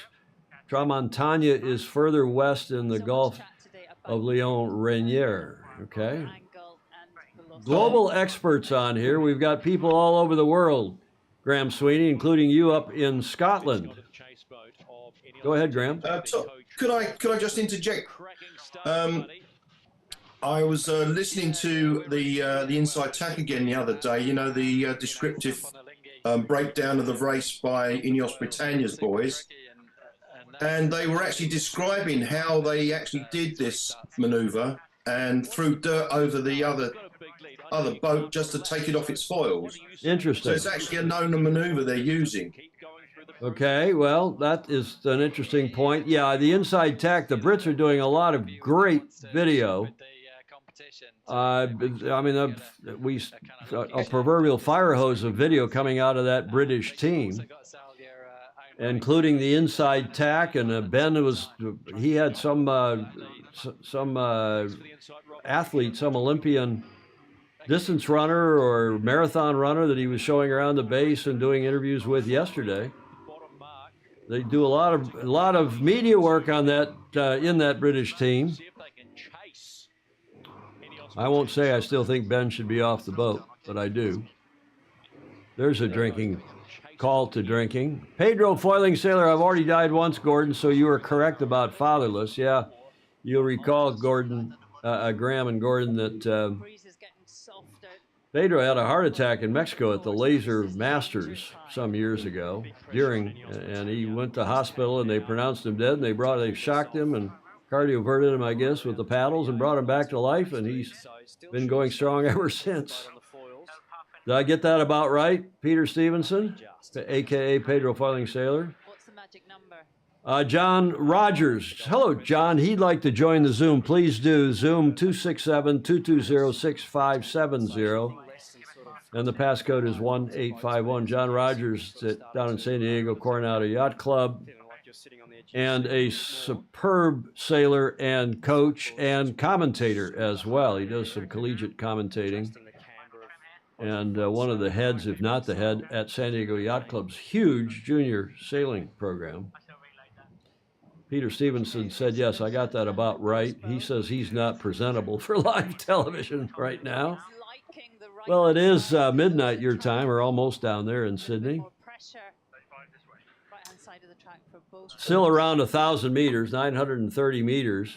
They did pick up 18 seconds on the leg, Mark Holland is saying. Bloody hell, 18 seconds. David James, what are your thoughts here as we watch this? Well, it's a tricky bit because, well, yes, I think Graham Sweeney brought up an extremely valuable point, and I think we ignore it at our peril. So I'm working with him. What was that point?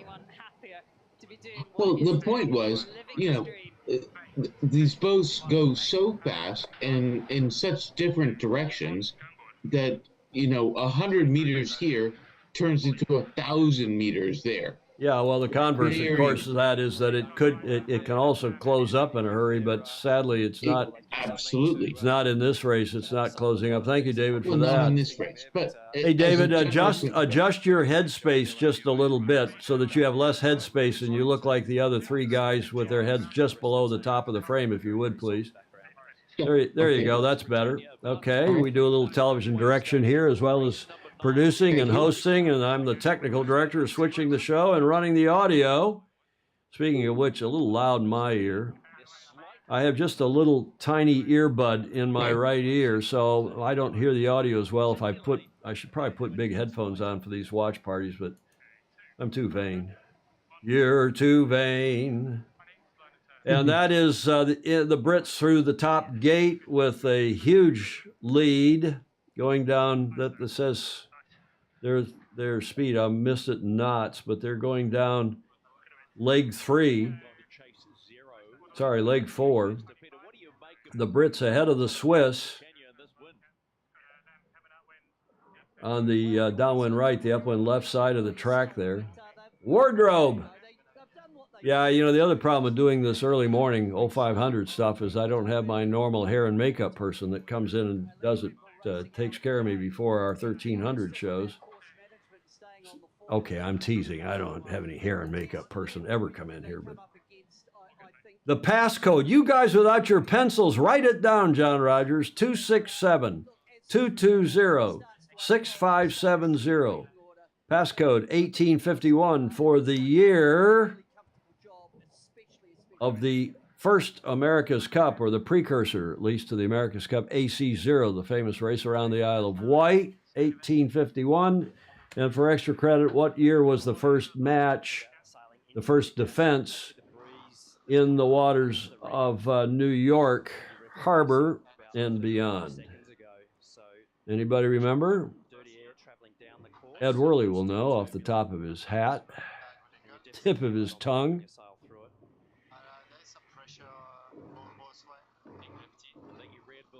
Rick Hayes knew it, 1870. Well done, Rick, in Chicago. Starboat sailor from a big starboat family, Chicago Yacht Club and beyond. 1871, Baton Rouge was the second defense. It was a defense in 1870 and then turned right around in a second one in 1871. Mark Michelson, our weather guru. Hi, Mark, up in Idaho. He's saying that the wind is 3 to 7 knots in Barcelona at the moment. It has dropped off. And I suspect, Mark, I don't know if you can tell, maybe Claire Harrington, who's just checking in, 3 to 7 knots, I suspect there's a bit of a gradient between the top of the track and the bottom of the track. Claire Harrington, are you sprinkling the croutons yet? Here are our collection of croutons on Peter Stevenson's Croutonic Corner board that he made for us here in the Studio B. And several of you have gifted us croutons over the years. In fact, these are from Pedro Floating Sailor, and these are this is premium beef jerky from Claire, the esteemed Vice Commodore of New York Yacht Club. We are filling the time here, Claire, because this race is not very interesting, as you all know. 1,100-meter lead to the Brits ahead of the Swiss. They're putting the wattage over here on the screen that the human batteries are generating. 4 people who do nothing on the yacht but generate power. Ridiculous. I mean, it's just utterly ridiculous, isn't it? Tell me if I'm wrong. Is this great to have cyclers on the boat, 4 guys who do nothing with that? Alinghi's still attached to a bit of a tow line. Is that right, Alex? Are they dragging a tow line in the water, or are you making a joke?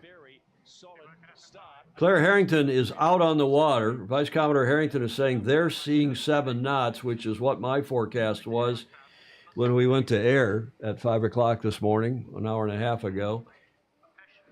And Mark Michelson, with whom I check in regularly up in Idaho, the superbly good weather router, and he and his wife also run a dry goods, a company. If anybody needs team shirts for their yacht racing team or beyond, check in with Mark. He has provided some cool stuff for Sailing Illustrated at cost, low cost, or even free in some cases.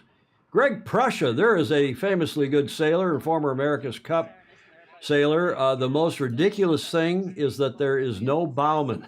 Greg, from the Bowman Union. Baton Rouge says, no, the cyclers is not just croutonic, it's cruel. That's a point. This is a ridiculous stat to post, yet nothing about the wind. Yeah, the venue, the boats as ridiculous, Graham Sweeney, as they are, as many of you think they are cool to watch. And in breeze, they're fun. The problem is the venue more than anything. They should have run this in Auckland, right, Graham? Well, when we watched it, the last edition, I was totally on the edge of my seat.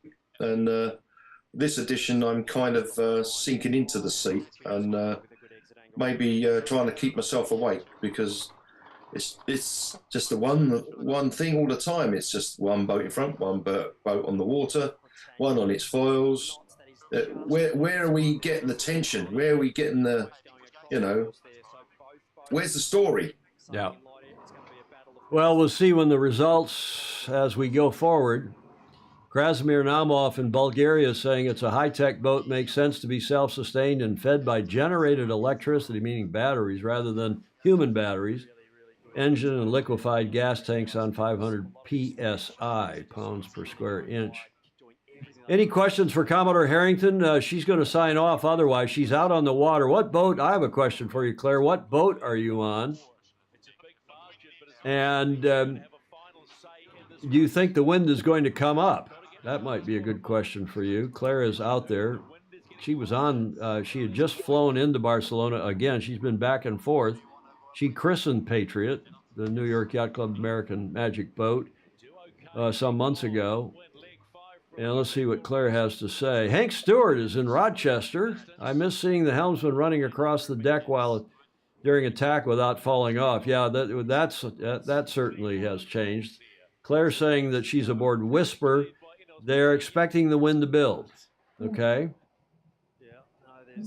Chris Fury asking a fair question. What's the difference between the cyclers on an AC boat and the grinders on a 12-meter boat? They're both providing power to enable the boat to race. The difference is, Chris, that the grinders did not grind full time. They ground when the boat was tacking or jibing or grinding the spinnaker up, but then they went off and did other things. Plus, you could see them doing something. And people could relate. Non-sailors could relate. My late great mother, who was a sailor, okay, but she loved to see the guys grinding the big muscles, and she loved to see the trimming and the bow people like Greg Prussia running around the boat and doing work in the physics sense of the word, doing work in the sailing sense of the word, getting sails up and down.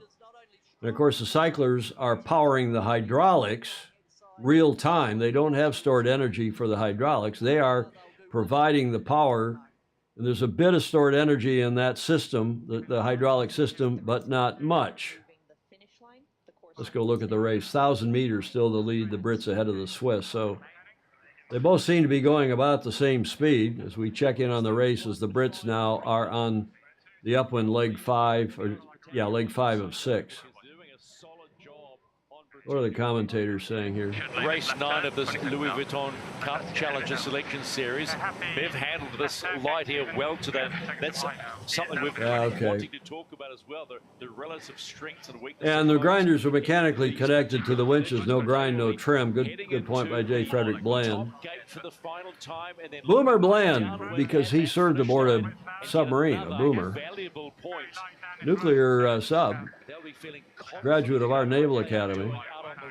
See the smart, cool people we have on here across the globe, whether it's as far east as Bulgaria, east to us, where Krasimir Naumov has been on regularly, and as far west as the gang in Australia, west of us, where it's closing in on midnight in Sydney and Melbourne. It's getting lighter on the downwind, so they'll be sailing back out of the Glenn Ashby saying it's getting lighter on the downwind. Claire is on the yacht Whisper. Couple of Just a short comment, Tom. Please.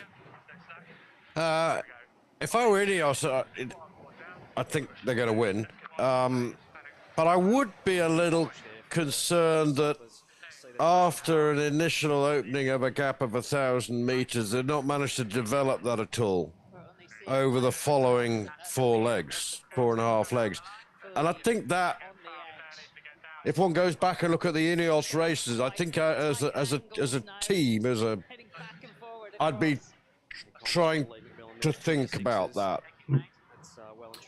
Yeah, I think that's a good point. And I think the other thing we got to think about here is Alinghi continuing to struggle. Their sailing team has always been ranked a little lower than the other teams, less experienced.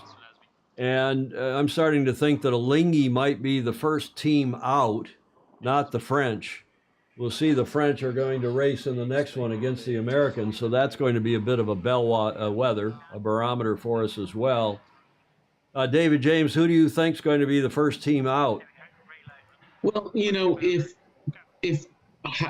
pressure were the issue, then the French would win, because hydraulic pressure, you just give it to the French because they have the...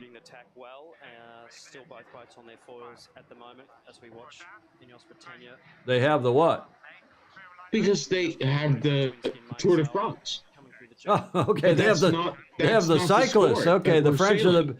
that's a point. They have the better cyclists. Okay. But that's not the sport we're sailing. Thank No, God. exactly. So, what do you think, Graham Sweeney? Which of these teams is going to be the first out? I think the first one out. will probably be breaking news. Sorry, breaking news. The Brits have fallen off their foils. Almost. No, they have. Both foils are down on the final leg. And the Swiss are around doing 34 knots. Here we go. The concertina effect is in full force. Go ahead, Graham. I was just about to say it's good match racing if you can keep in touch with your rival but stay in front. And that's as long as you stay on your foils. Swiss going 28 knots. The lead down to 800 meters. The Brits displacing at 17 knots. Are they really going that fast? There are a couple of 12s over there, at least one 12. Looking good in the breeze. Uh-oh. Uh-oh. There we go. They're still not foiling, are they? Maybe they are.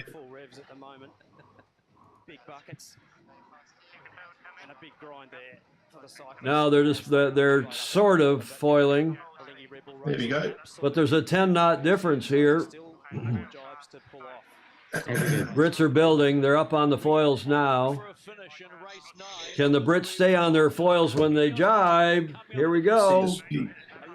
Can the Brits stay on their foils when they jibe?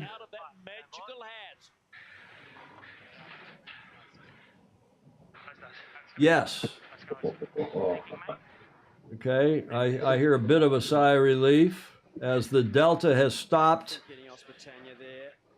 shrinking. 400 meters and a steady as the Brits now going 30 knots and the Swiss also going about 30 knots. Sailing very high angles to try to stay on the foils. The Brits will now win this. That had to be a heart stopper for those of you who are Brit fans.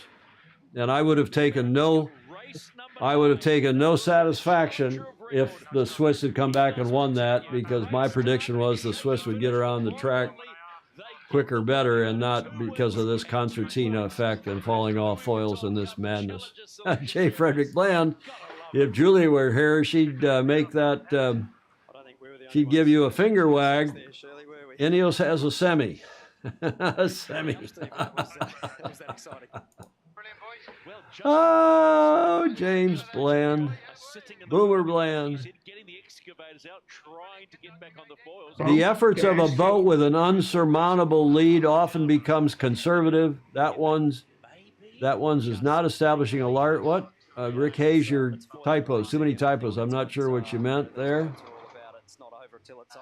Not over till it's over. There's Jonathan Frank, who yesterday was in D.C. He lives in Houston, Corpus Christi, and he flew to D's a 777 pilot for United, and now he's in Frankfurt. Well, you missed an interesting morning for us, afternoon for everybody in Barcelona.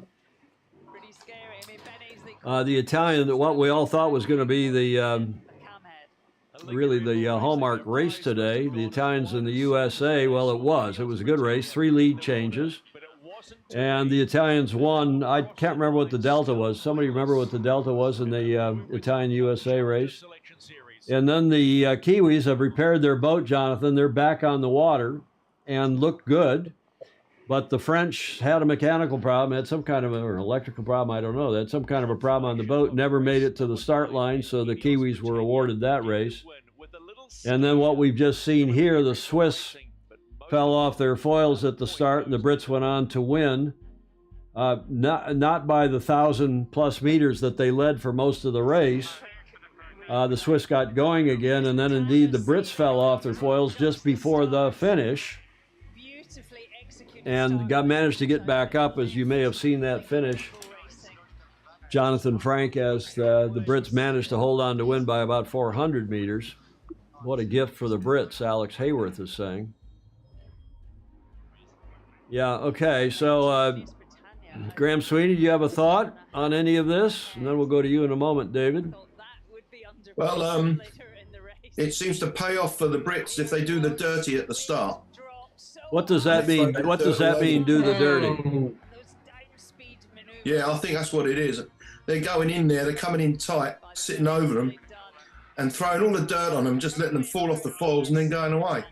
So you mean put it when you get into a hole and you fall off the foils yourself at the end. So putting hang on. So you mean by coming in and putting the dirty air on their opponent, causing them to fall off their foils? And you heard them talking about that yesterday, as you said, or you or Gordon, I can't remember, said you saw that in their podcast.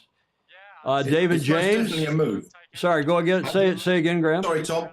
It's most definitely a move that they are utilising, and I think they've done it at least twice now in this series. So yeah, watch out for it. And Jody Shields saying, yeah, at least that would have gotten the undies a bit tighter, or maybe the pucker a bit tighter on the Brits there at the finish. David James. Well, I mean, putting dirty air on your opponent was something I learned when I was 7 years old, right? I mean, that's like an elementary point of the sport. Yeah. So I don't consider that a dirty move. Well, he didn't. I think he was making a joke out of it. You know, doing the dirty, meaning putting the dirty air on. Gordon Smith. That's a tactical move. Yeah, of course. Gordon Smith, what do you think? Oh, I'm totally with David on this. It sounds like what a great thing to do.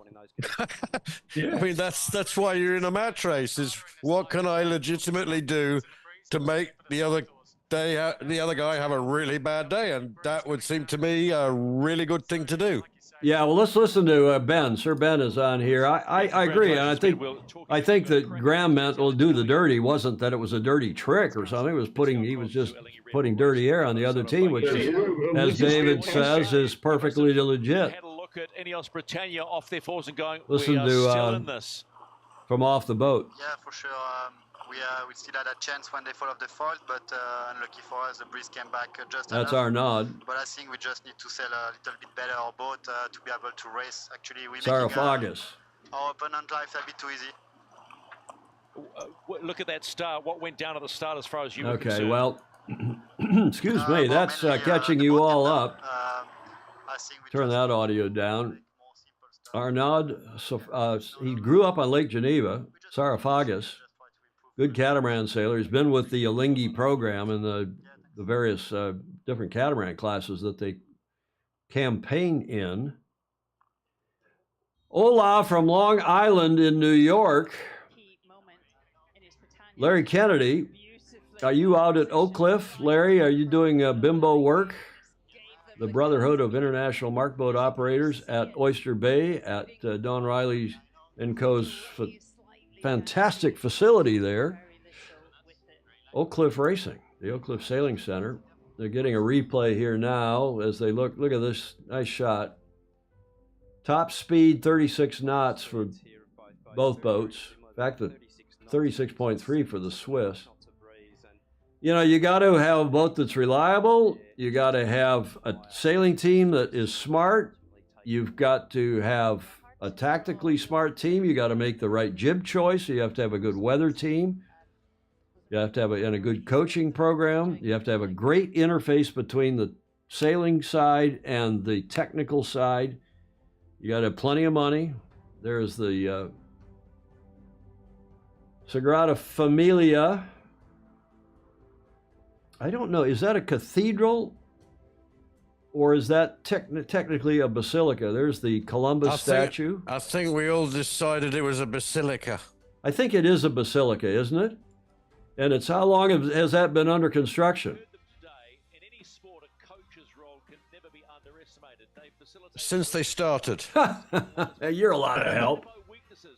Gordon Smith in Copenhagen and Graham Sweeney in Shell in Yell in the Shetland Islands in Scotland. David James across the bridge in Sausalito. Thank you to all of you for joining in.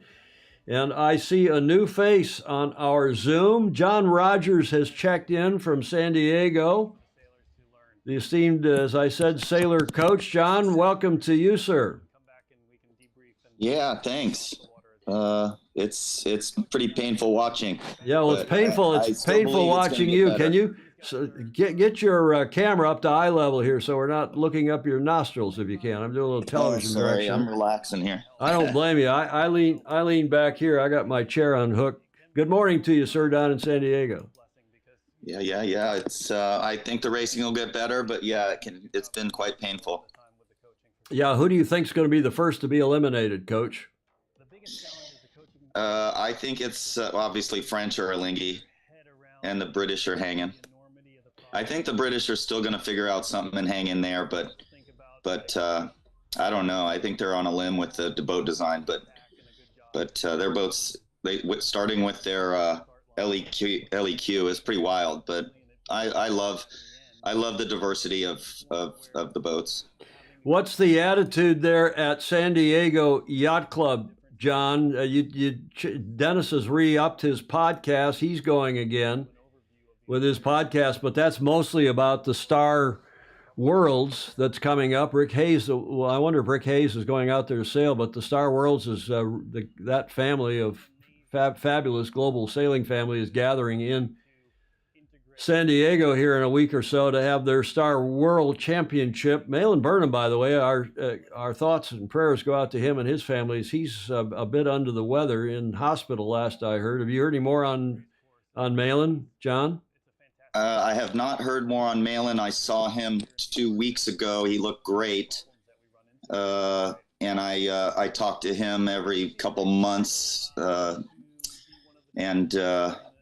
Dennis Connor, I also talk to him every bit. He's obviously still fascinating. He was talking to me several months ago about a Jenniker on his Nelson Merrick 43 for the beer can races. He needed more speed in the beer can races. So he was getting my advice on what he thought he should do. Should he put a 49er spinnaker or a 29er spinnaker up in there? So they're both still very at the club all the time, and I'm hoping Malin's doing well. I haven't heard. Okay, well, our best wishes go out to him and his family. I know he was in hospital a week ago, and hopefully he's recovering and will be out. That beautiful Malin Burnham Sailing Center that you have at San Diego Yacht Club is, he donated the big chunk of money for that and did some challenge grants and so on. And what's your role now at San Diego Yacht Club with that junior program? Yeah, so I'm the head coach there. I was at Coronado, 24 years. And I grew up in both those programs, so I always wanted to give back to those programs. So I moved over there 3 years ago, and we run the junior program. We also run what's called High Performance Youth Sailing. JJ Fetter and I and several different parents, the late Bill Waite, our head fundraiser, who just passed away, unfortunately. Yeah. But yeah, High Performance Youth Sailing does laser and 29er training, kind of semi-regional. We bring in kids from all over the country, mostly from San Diego, but Southern California, and train them up from a young age. We start them in lasers and 29ers at about age 12. Nice. Just as a training boat, and then they start, we keep kids in sabbats here until they're 14, 15, 16 years old. Hey, I'll ask you a question, John. What do you think of Balboa Yacht Club and their Opti program, the only Opti program on the West Coast? Yeah, you probably know I'm a big Sabbat guy because it's a boat that teaches adjustment, it teaches flow, getting flow over the boards, very adjustable, very colorful fleet. I think it's also very unique. I like the fact that we only do it in Southern California, so the kids have a very unique situation that's very colorful. I like the Opti programs. I think it's massive. I think that's all good. I think white boats and white sails is one of the things we have to get away from. I think we have to make the sport a little more fun, a little less worry. You hear even parents talking about not having, a colored boat. It hurts you at start lines and stuff. I think that's all kind of ridiculous when you're in a sport you love. Go for some color, go for some stuff. So yeah, I thought Long Beach and Balboa, and honestly, make a mistake by going away from the Naples Sabbat. I think we just need more kids in the sport. We need more kids. I equate it to ice cream. Sabbats are Rocky Road, and lasers are one flavor, and 29ers are another flavor, and 420s are another flavor. And we just need more kids sailing them all. We shouldn't worry about what the boats are. Okay, well, thanks for that. You're doing something right, because there's either something in the water or your great year-round sailing conditions. And I, having, of course, lived down there for the better part of 10 years, one of my stints in the America's Cup down there in 88, 92, 95, and it's a beautiful town and a great yacht club. And thanks for coming on today. You have wishes, warm wishes from Dawn Riley. Great that you've made contact with Windmark, and we and Oak Cliff Sailing look forward to working with you more. And James Appel is saying, yeah, John is an amazing sailor and coach. Len Bose is asking you, will you be at the pond today? What the hell is the pond?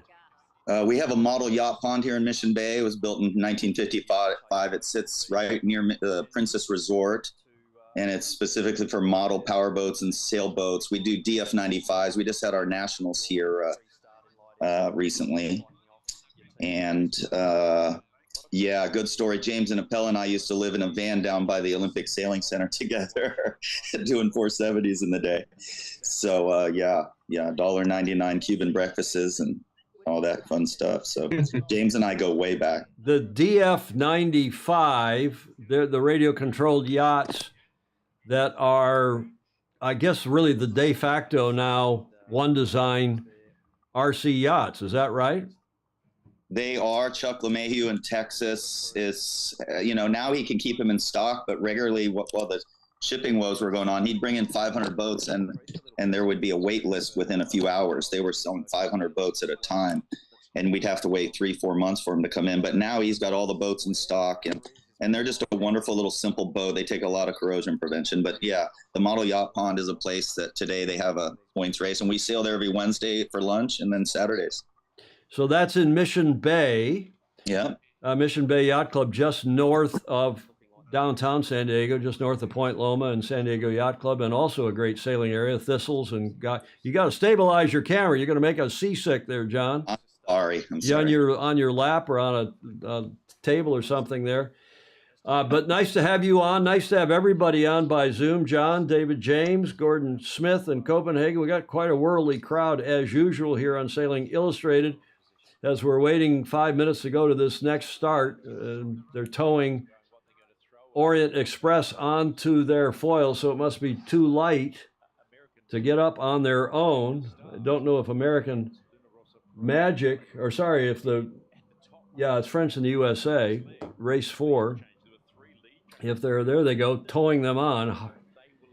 Matthias Collins, okay, I'm awake to watch you guys. 5 minutes to go. Mission Bay is a good soling fleet, Matthias Collins is saying. Matthias, where are you? You down in South America? Normally he is in South America or somewhere in the world, as we have a very erudite, worldly group here who watch our regular shows on Tuesday and Friday at 1300 Pacific, 2000 UTC. Julie is normally here for that, and she's upstairs in the Commodore Suite, sends everybody her regards. John Emmett over in England is watching. He does his regular video reports. Alistair Murray, the president of Australian Sailing, also chipping in from time to time with Alistair's awesome Aussie anecdote. As American Magic looks like they're being towed as well. Mark Holland saying they're being towed onto their foils. Well, that's been the light air procedure. Sheesh. Buenos Aires, yes, Matthias Collins, under heavy rain and super cold, the coldest winter in years. Well, that must be global warming, Matthias. Or climate change.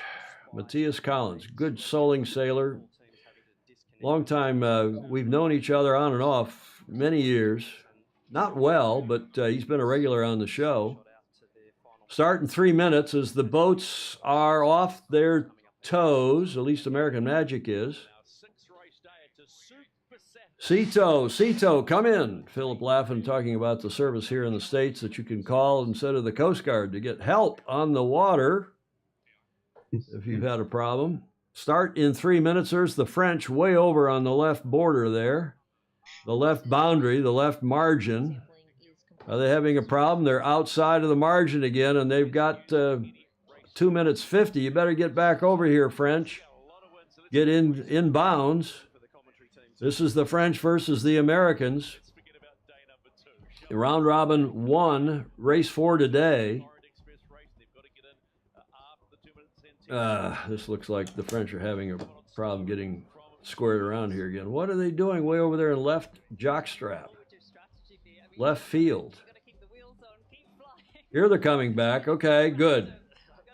Now where are the Americans?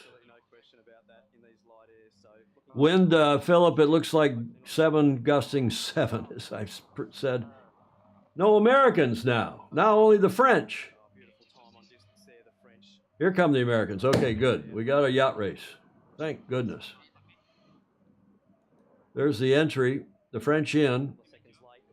The Americans now a couple, 3, 4 seconds late if the clock is correct in the upper left corner.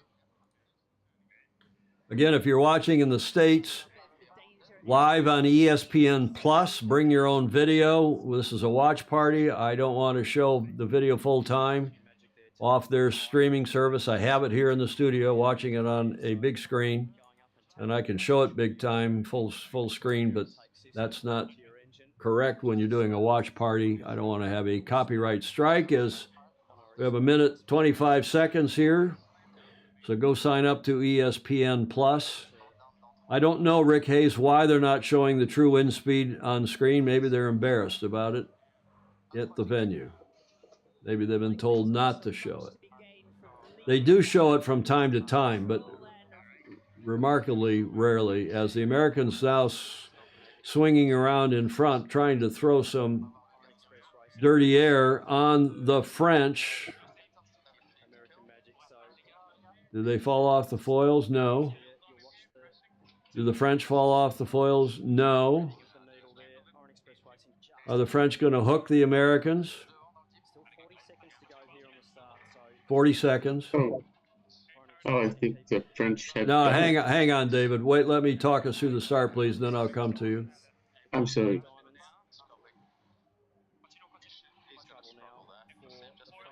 We'll listen to some of the commentary. Very marginal. Americans then gauged down below, heading to leeward, wanting that lower, the upwind lower left corner of the track off the starting line. 12 seconds, a little early. A little early.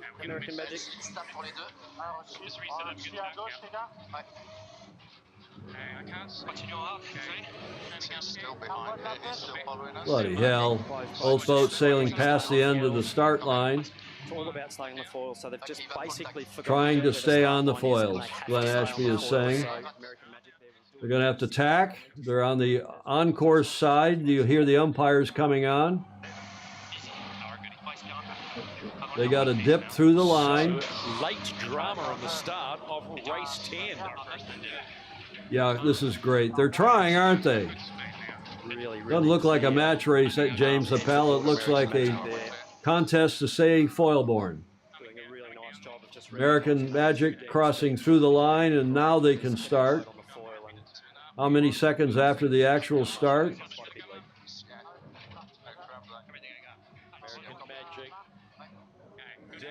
And they're going uphill.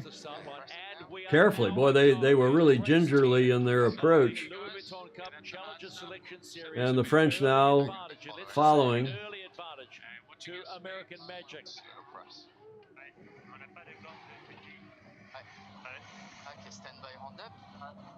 Can the French now turn up without falling off their foils?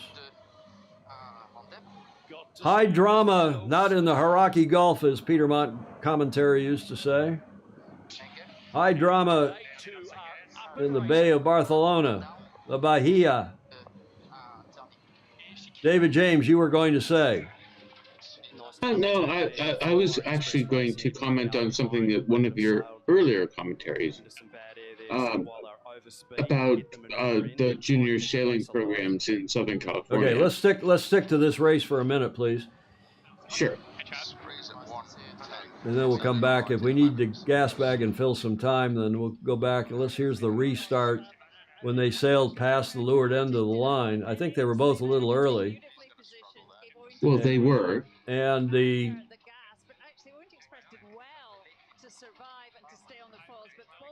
What's Shirley saying? Slow. We're too early for the start line and ended up having to go past the line, tack round and come back. I really thought American Magic were actually in a little bit of trouble there, but both boats not actually being able to get across the line. There's the French Orient Express Racing steamboat. Stayed on the foil and snuck around the pin. Would have been a Okay, so they're going uphill 300 meters. Delta, both boats looking reasonably fit at the moment.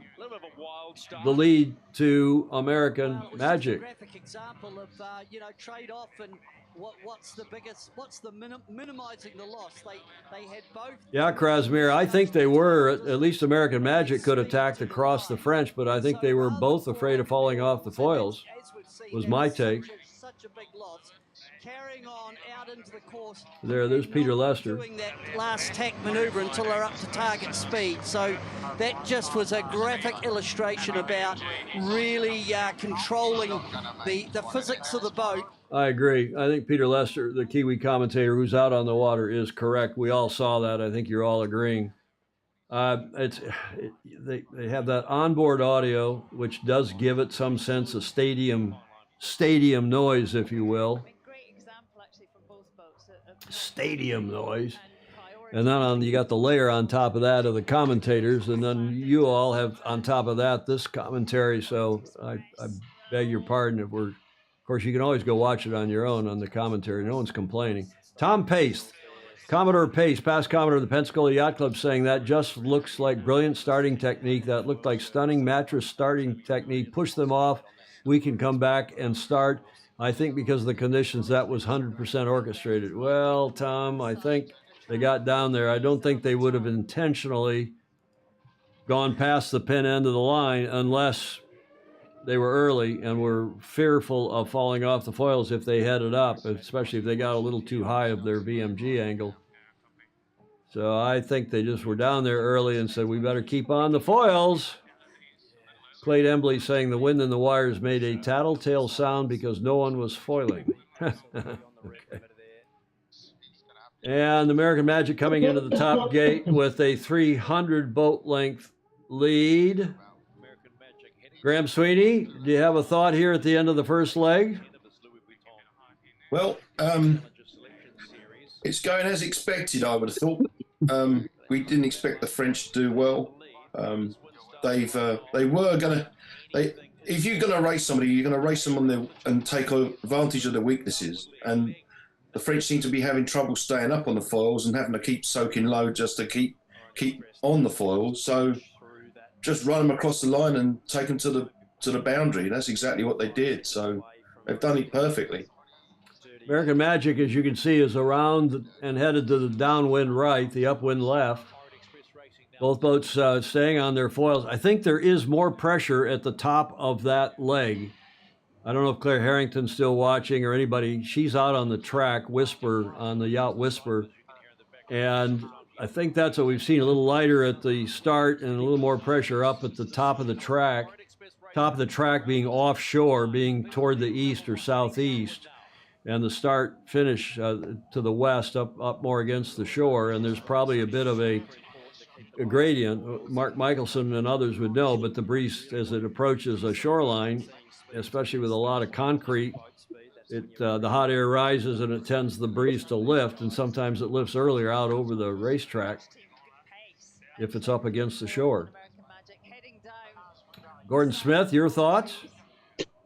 Yeah, I mean, it's we're on leg two. I would have thought that given the French, well, given both stars, but particularly given the French having to go back over the line and in fact sort of sail backwards on themselves, that the lead would be considerably bigger. So I'm wondering if USA has either misread the water, or is not that much quicker than the French when the French got going. Because I mean, now I can see they're up to what, 500 meters. They're beginning to extend, but I kind of thought they might have done that during the first leg. But Let's continue here, as it is north of a half a kilometer lead now, and if one of them falls off the foils, things could change rapidly. But what are your thoughts, David James? Well, I would not want to place my bets on the French right now. Well, that's fair, unless the Americans fall off their foils as they get down here to the bottom end where it's presumably a little lighter. Coach, John, what are you thinking? I think in a match race, when you're pushing somebody, the move is to tack away onto port tack. I think the French could have either tacked. I think the French could have headed up and made the line. I think they got into match, but they wanted to crush the Americans. I think they should have just started, but I know that's easy to say from here, but I thought they were just going to push the Americans down the line and tack away and go on port. Maybe. And, I mean, you don't know what's going on. Of course, the communication on the back end of the boat. Good points, all four of you. Thank you. It's just we don't know. They have a boat speed target below which they do not want to maneuver. They do not. They know not to try to tack or jibe because they have had all the previous experience and all the previous data of falling off their foils. And yeah, American Magic needs this win. Again, I think American Magic, as they round through the gate at the end of leg 2 of 6, I think American Magic is going to get through to the semis. They seem to have a bit, at least equal speed, if not a bit of a speed edge over the French. We'll see what the delta is here at the bottom gate. Again, the time delta is almost, they don't matter that much. It's the distance that we're really interested in. Here come the French. Delta is 28. What was it at the top gate? Does anybody remember what that was? It is a fair point that you have made, Tom, that there may be a certain amount of distance that they cannot lose based on the amount, what they lose going off the foils. 28 seconds. Did anybody have the delta at gate 1? We put Graham in charge of collecting that data. Oh, no. I haven't got a pen. You guys are not having a pen. David James didn't have a pen. John didn't have a pen. And if you want to join in on the fun on Zoom, again, it's write it down, 267-220-6570, passcode 1851. And that's my private meeting room, whatever Zoom calls it. And I don't change it. I leave it day to day. So until we get some croutons on the Zoom that we can't, that for some reason, 0.28 Theo Smith. Thank you, Theo. It's a new name. So this is interesting, Tom. The French are making some great distance here. Yeah, I see that. They're up. It's only 120-meter delta here. Look at that. Americans are going a little slower. It's gone light on the right. Yeah, exactly. It's worked out well for us. The guys did a great job. Thank you, buddy. Yeah, Theo, I think it was 28 seconds at gate 2. They just went through. I wonder if anybody has the delta at gate 1. Not that it really matters. Boy, there's a big game. Something. What's Glenn saying? A little bit earlier than we think because they're coming out so wide. So Iron Express Racing executing that tack well, still in the game. So the race is on. Let's see if we can see the relative jib sizes if one or the other has a bigger or smaller jib. They both look like, I think what we're concluding are 1.5s, not code 1s, not code 2s. I just get the impression but that, between. The French boat is a little bit more forgiving through the tacks and the jibes. They just leave Peter Lester asserting that the French boat is better through the maneuvers. Just a click easier than Through tacking and jibing, and especially in these tacks going uphill, looks like the French are gaining with each tack, or pair of tacks. Believe the French are doing okay speed-wise. Yes, indeed. I think we're on the same page there, Pete, having a look at both boats. I think American Magic now will just simply sail to ley line for right turn. and the French probably just one and in left. So very, very tricky there in these conditions for American Magic to hit Orient Express racing there with a double manoeuvre down speed. If you're just joining us again, we're watching us on ESPN Plus. The Americans have led throughout. Bit of a strange start when the both boats were early to the pin end of the line, and they both continued reaching on starboard tack rather than trying to tack and cross the line or heading up to cross it. I think John is right. Either of them probably could have headed up or tacked, but didn't. I'm not quite sure if it was match racing tactics that came into play or if they were simply trying to not fall off the foils, stay on the foils.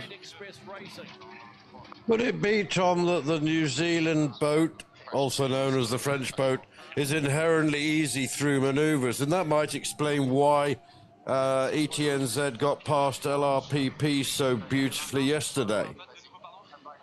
Could be. That's the Kiwi design package on of the French boat. Good thought, Gordon. We've got the Americans have concertina have extended a bit now on the run, but the French are only a couple hundred meters behind. On this next little sector for them, so call it 8 boat lengths. See if they can hang in there through that pocket of dirty air. Somers Cooper from the famously good sailing family in Bermuda, the Cooper family. Greetings from Bermuda. Hello, Somers. It was 41 seconds at the top gate. Thank you, Mark Holland. It was 41 seconds at the top gate, then 28 seconds, now 13 seconds. Got to be some nervous people on the American coach boat there. There's Terry Doulard on the French coach boat. Because they were below the bottom speed to do the maneuver. But after they are fighting pretty hard, we are quite close. 1 lap to go and try to push them, and we see what's going on. But to be honest, they are saying pretty well. All right, appreciate the time. Orient Express. We were talking about there was the movie and there was the train. There's the modern version of the train. Where does the train run now? From Paris to how far east does it go? It goes to Venice. Venice, that's it? Yeah. In its glory days, in its heyday, how far did it go? The Orient Express racing team here. To the Orient. Did it go to Bucharest? Where did it go? Bon fromage, Marcos Weinstein is saying. 5:01, that first leg was by far the longest time of the regatta for a first leg. Mark Holland, who is our statistician for Sailing Illustrated, these watch parties. Istanbul, thank you, Andrew McIrvin. Istanbul. In Turkey.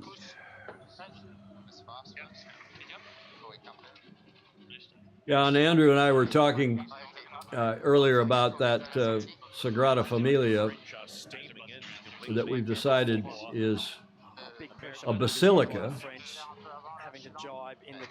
not a cathedral. What are they doing into the gate here? Looks like the Americans maintaining a pretty good lead. French jibed really late. Just not quite being able to lay down there, so really close, but just not quite enough there for the We saw that from the French yesterday. They must have been worried again about the light air down there at the leeward end. They're struggling to bear away to go through the gate. They're worried about falling off the foils. Big moment for Orient Express racing in this. They're going to get down to pass through the gate. Disaster for the French team there. That's going to be. Well, we saw that coming, didn't we? They were worried about falling off the foils, and you saw that big crazy Ivan down there, the Dipsy Doodle. Oh, you could hear the cries of frustration on board. Orient Express eyes top left. Content de la Pierre. I mean, not that I'm cheering for the French. I really would like to see New York Yacht Club win the whole enchilada, but this racing is not very satisfactory. Now, how about the Americans? They're going 27 knots. Is it lightened up across the track? So much for predictions that it was going to get breezier. They're not too happy there on the French boat. Alan Long up in Cleveland saying it's ugly. Mr. Dr. Andrew McIrvin saying the Pope gave dispensation as Barca already has a cathedral. So they have a basilica now as well. It's been being built for over 100 years, Andrew and I were talking. That was late 1800s when they started, right? And it's still under construction. I thought basilica was the Spanish word for a building site. Is that right? I don't think so. I think in the Roman, I mean, I'm not Catholic, but one of you who is will know the difference within the church between a cathedral and a basilica. I think you can only have one cathedral in a given area, right? Orient Express, I think, getting near the boundary also. So Dipping their croissants, Marcus Weinstein is saying, as the French are dipped in the water and displacing at 12 knots. You could see them, they were desperately trying to stay on the foils as they came into that gate. Boats aren't designed to screw through The Americans managing to stay on the foils but they're also, you can see they're a little wobbly there, up and down in their heading, trying to stay up. Moving the finish line, shortening the final leg to 0.8 nautical miles. And there is San Diegan. John Rogers tells me she's originally from San Diego. The course communicator for Ian Murray, Mel Roberts, saying they've shortened the last leg. Oh, that's ugly. I'm sorry. They're not only off the foils, but they are. This is what went down. They're dead in the water almost. To say the least for them, they were coming, they were steaming into the bottom mark, and we thought, hang on a minute. Yeah, big pressure manoeuvre here for Orient Express Racing, and where they jibed was a really difficult one. So that dirty air off. There's a point. The Americans, they've basically just tried to rebuild there. There's a point. They had to sail through the dirty air of the Americans right here. And maybe there was a big bunch of turbulence down there that they had to sail through. Yeah, being the trailer in this yacht race, The America's Cup is all about moments. not a good look. Are we having fun yet, Jody Shields? Well, you are. You're at the bar at the Bali Yacht Club in Bali, and it's, what time is it there? Midnight? Is this team, New York Yacht Club's American Magic. They have one leg left. Oh, man. We have, somebody has joined us. James Appel has joined us from out in the Atlantic Ocean. James, welcome. Can you go horizontal with your camera? You're vertical right now. There you go. See, much better. Thank you, sir. What are you seeing? What do you think? Well, like everyone else has said, if you don't stay on the foils, you're done. I'm not sure if that's really a sailboat race or not. It's a foiling. I can think of some words that start with an F. I'll be polite and call it a foiling fustercluck. There you go. A foiling fustercluck. Who's the gentleman next to you, James? This is my buddy Chris from Annapolis. Are you out in the Atlantic? Hello, Chris, did you say? Yes. Hi, Chris. Are you out fishing or watching a yacht race? What are you gentlemen up to? We are working our way from Barnegat Bay down to Cape May, working our way back to Annapolis. Nice. Well, have a safe trip. Thank you for joining us here on the feed, on the watch party. We're in Studio B at the Beach Street Yacht Club in San Francisco. And are we having fun yet? Thanks, James. Any thoughts before I go back to watching the screen? No, I want to thank you, though, and your crew for doing this. It's been a lot of fun. Well, we do it for the love of the sport and the love of all of our FOSI. We call them the FOSI for Friends of Sailing Illustrated, who watch our regular Tuesday and Friday shows at 1300 Pacific. We've done, this is what, show 742, I think, in the 8 years we've been doing this. So we appreciate your joining. Have a safe trip the rest of the way home to Annapolis. Thanks very much. Thanks, James. Very polite of everybody when they turn their audio on and off. That helps us because I'm a bit of a one-armed paper hanger here, running the audio, switching the show on this screen with my mouse here in my right hand, and the left hand I'm doing. I'm not doing anything inappropriate with my left hand, but I'm changing the slides and changing a couple of the buttons over here on the stream deck that are doing things to the stream. And drinking my coffee like probably most of the rest of you out here on the West Coast. Probably having cocktails in Europe. There is the finish. The American Magic coming in. Well, I guess short of the walkovers where one team didn't even start or quit, did not finish, withdrew. That north of 2 kilometer win is what they're showing right now on the screen as the Delta. American Magic ahead of the snake-bitten French, who are still displacing, barely moving through the water. I'm sorry, the boats are, you can all argue about the boats. Thanks, Alan Long, your comment, much appreciated, as is Richard Lawton's. That's my huckleberry. But it's this wake turbulence. The wake turbulence, too, John B2. That's interesting. We still don't have John B2's last name. He's being very discreet about his full name. But I don't know what to think. Wake turbulence is huge. You mean the wind wake? Or are you talking about wake turbulence in the water as well as in the air? We don't need to see this pre-start again. You can watch it, those of you seeing it on ESPN Plus here or on YouTube around the world or on some of your French cable casts and other broadcasters around the world. The U.S. is the only country where we don't have live free-to-air coverage. That's the other reason we're doing the watch party. Clay Embley, what if they gave a regatta and the wind didn't come? Well, again, as Julia likes to say, you need a reliably windy, iconically, in fact, I don't even care about iconically beautiful, just a reliably windy venue like we have here in San Francisco. John Rogers, who's I guess left the Zoom, is saying, great memory of sailing with James Appel. James, there's a nice comment here from John about you. He's saying, great memory with James, learned tons from him about riding going. Coolest thing was 1-16 wire reverse purchase for spinnaker halyards.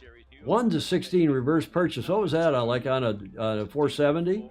Broke it on a pitch pole and massive wave in Lauderdale. James, you're being talked about here. I hear it. John and I definitely had some interesting times sailing the 470s together. Were you doing an Olympic campaign? Yes, that was going for the 92 games in Barcelona. Well, and no, John and I sailed before that. Right, John? Now I can't even remember. Was it 88 yeah, for that was no, it was Korea. It was 96. It was Savannah. Oh yeah, before. Yeah, you're right. Well, I was on both of those juries. I was on the American rep on the yacht racing jury in '92. In Barcelona. So I know something about the venue, and there's not much of a seaway today because there was no wind overnight. Let me go see what Tommy's saying. And we came out best of the scramble. Okay, you got a point. We'll see you against Emirates tomorrow. Okay, they're talking about the scramble. Of course, the Americans the only team so far that has beaten Emirates. But back to Barcelona, I was on that jury where that was the first time we had a match racing in the Olympics in '92, and I was also umpiring and right off the breakwater there. And we had a nice crowd on shore because the athletes were in one of those two tall towers was they built for the athletes village, now obviously apartments or condos. And they'd come down when they weren't doing their own competitions, as I've said in previous shows here, and watched the match racing and cheered for their teams, including the Spanish team who got into the semis. I had the mispleasure of penalizing the then crown prince and his team, Felipe.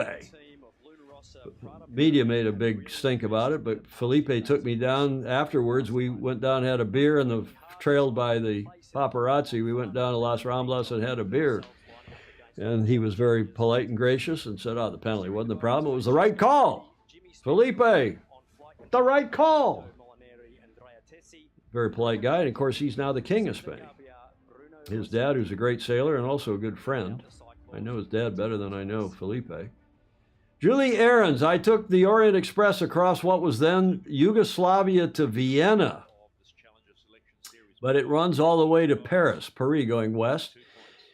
So sad to see them fall off the foils. Yeah, they hit dirty air. I want AM to do well, but I also don't want the French to go home. I want Alinghi to leave first. I thought that the French are doing very well considering their start. Yeah, it looked like they were. Good several points by Gordon and Graham to that effect. Julie Ahrens up in Cleveland. There are 3 great yacht clubs up there. Alan Long is up there as well at Mentor Harbor Yacht Club. In fact, I have a hat from Mentor Harbor Yacht Club that Alan Long sent me. And sent one to Julia as well. Appreciate that, Alan. And I'll wear that with great pleasure. I've sailed at Mentor Harbor, as has Clark Chapin and others, in various events. And the other 2 clubs there in Cleveland, of course, Edgewater Yacht Club downtown. The Edgewater Yacht Club in Cleveland, and then Rocky River Sailing Club, or it's called Cleveland Sailing Club, out in Rocky River to the west. Julie Ahrens, what are we hearing from them? Anybody hear what the race committee said? And that's 7 minutes to the start of match 11. Great Britain entering on port, Italy entering on starboard, course 6. Okay, so they got the 6-leg course, and that is Melanie Roberts again. Mel Roberts from time to there's the RC boats that Ian Murray and Melanie and so on are on. Just flying past. And going home. Julie is telling me that she's a big fan of Grant and friend, by the way, of Grant Dalton. She says, quit bitching about the venue. The contest should be about how well the sailors navigate the conditions at the venue. Come on, Julie. You can't have a yacht race without wind. Everybody in the world knows that Barcelona, the western end of the Med, in September, October, is crutonic for wind. Teams just working super hard to get those. Rye Rover is at Rhode Island. I guess that means Rhode Island Rover is asking me, how has someone seen all the venues? Well, I've seen them all since 1980. How would Newport compare? Well, Newport was wonderful because it was, you're on an island, Aquidneck Island down there at the south end where Newport is. And it's just a fabulous sailing town like Annapolis, like Pensacola, like a couple other sailing towns, San Diego, San Francisco, even Newport Beach, Chicago. Talk about a land-like venue, New Orleans. I mean, these are great sailing towns, but Newport is really the heart and soul of yacht racing in this country because, of course, the America's Cup was run there from 1930 until we lost it. New York Yacht Club lost it in 1983. And still is the spiritual heart of sailing in this country. Annapolis likes to think maybe that they are, and San Diego, where John Rogers is probably the best year-round sailing venue in this country, and has also, of course, been a 3-time America's Cup venue, 88, 92, 95 in San Diego. By the way, here's a question for all of you. Which America's Cup venue over the long haul has had the least number of missed or lost race days due to either too much wind or a lack of wind? Which America's Cup venue, starting with Newport and going forward? It was Newport, San Diego, Auckland. From Auckland, it went to, where was the next venue after that? It was in Valencia. And then from Valencia to San Francisco, and then from San Francisco to Bermuda, and then Bermuda, now back to Auckland, then to, then now to, now they've had to roll the time back. Now we got another, they're trying to tow the boats onto the foils. Which venue was the most reliable of all of those venues from Newport forward? Jonathan Frank's having a lovely Pilsner in Frankfurt, Germany. Andy Cox. Hello, Andy. Good memories of Barcelona 92. If I remember correctly, Prince Felipe, now the King of Spain, was a crew member for the Spanish in the 92 Olympics. He was on their soling in the match racing. Rick Hayes says Perth was the most reliable. Not true. San Francisco, no, not true, Alex Hayworth. Fremantle, not true. Frio, no. Fritz Mueller, they're all guessing Perth. Say John Rogers. You know the answer? Is it Auckland? Not Auckland. John Rogers has the answer. San Diego. San Diego is lightish outside, and they called it in '88 the Coma off Point Loma. But remember, there were the 2 race days, and we raced on both of those days as scheduled. And that was '88 and '92 and '95. I ran the '88, '92 events, and '92. I was with Dennis in '95 as his rules advisor. And so I know that venue pretty well as well. And we lost 2 days over that whole period, all 3 of those events. I think it was a total of 2 days lost to not enough wind. There was 1 day we may have lost to too much wind in February or so of '95, I guess it was. But it's the most reliable venue, and it's maybe why, in addition to have a fine collection of sailors like John there and coaches and people dating back to Malin and Lowell North, and of course Dennis and others. High school sailing at Point Loma High. John Rogers, you have high school sailing. Did you used to coach at Coronado High School?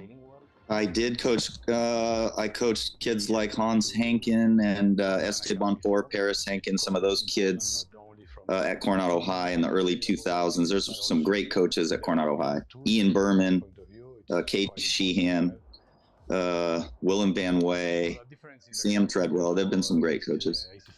And of course, Coronado Yacht Club and San Diego Yacht Club and Southwestern Yacht Club. I mean, you could argue Ian Barrows, who won the bronze medal for the U.S. here, Ian had Hans Hankin crewing for him in the 49er. Hans from San Diego.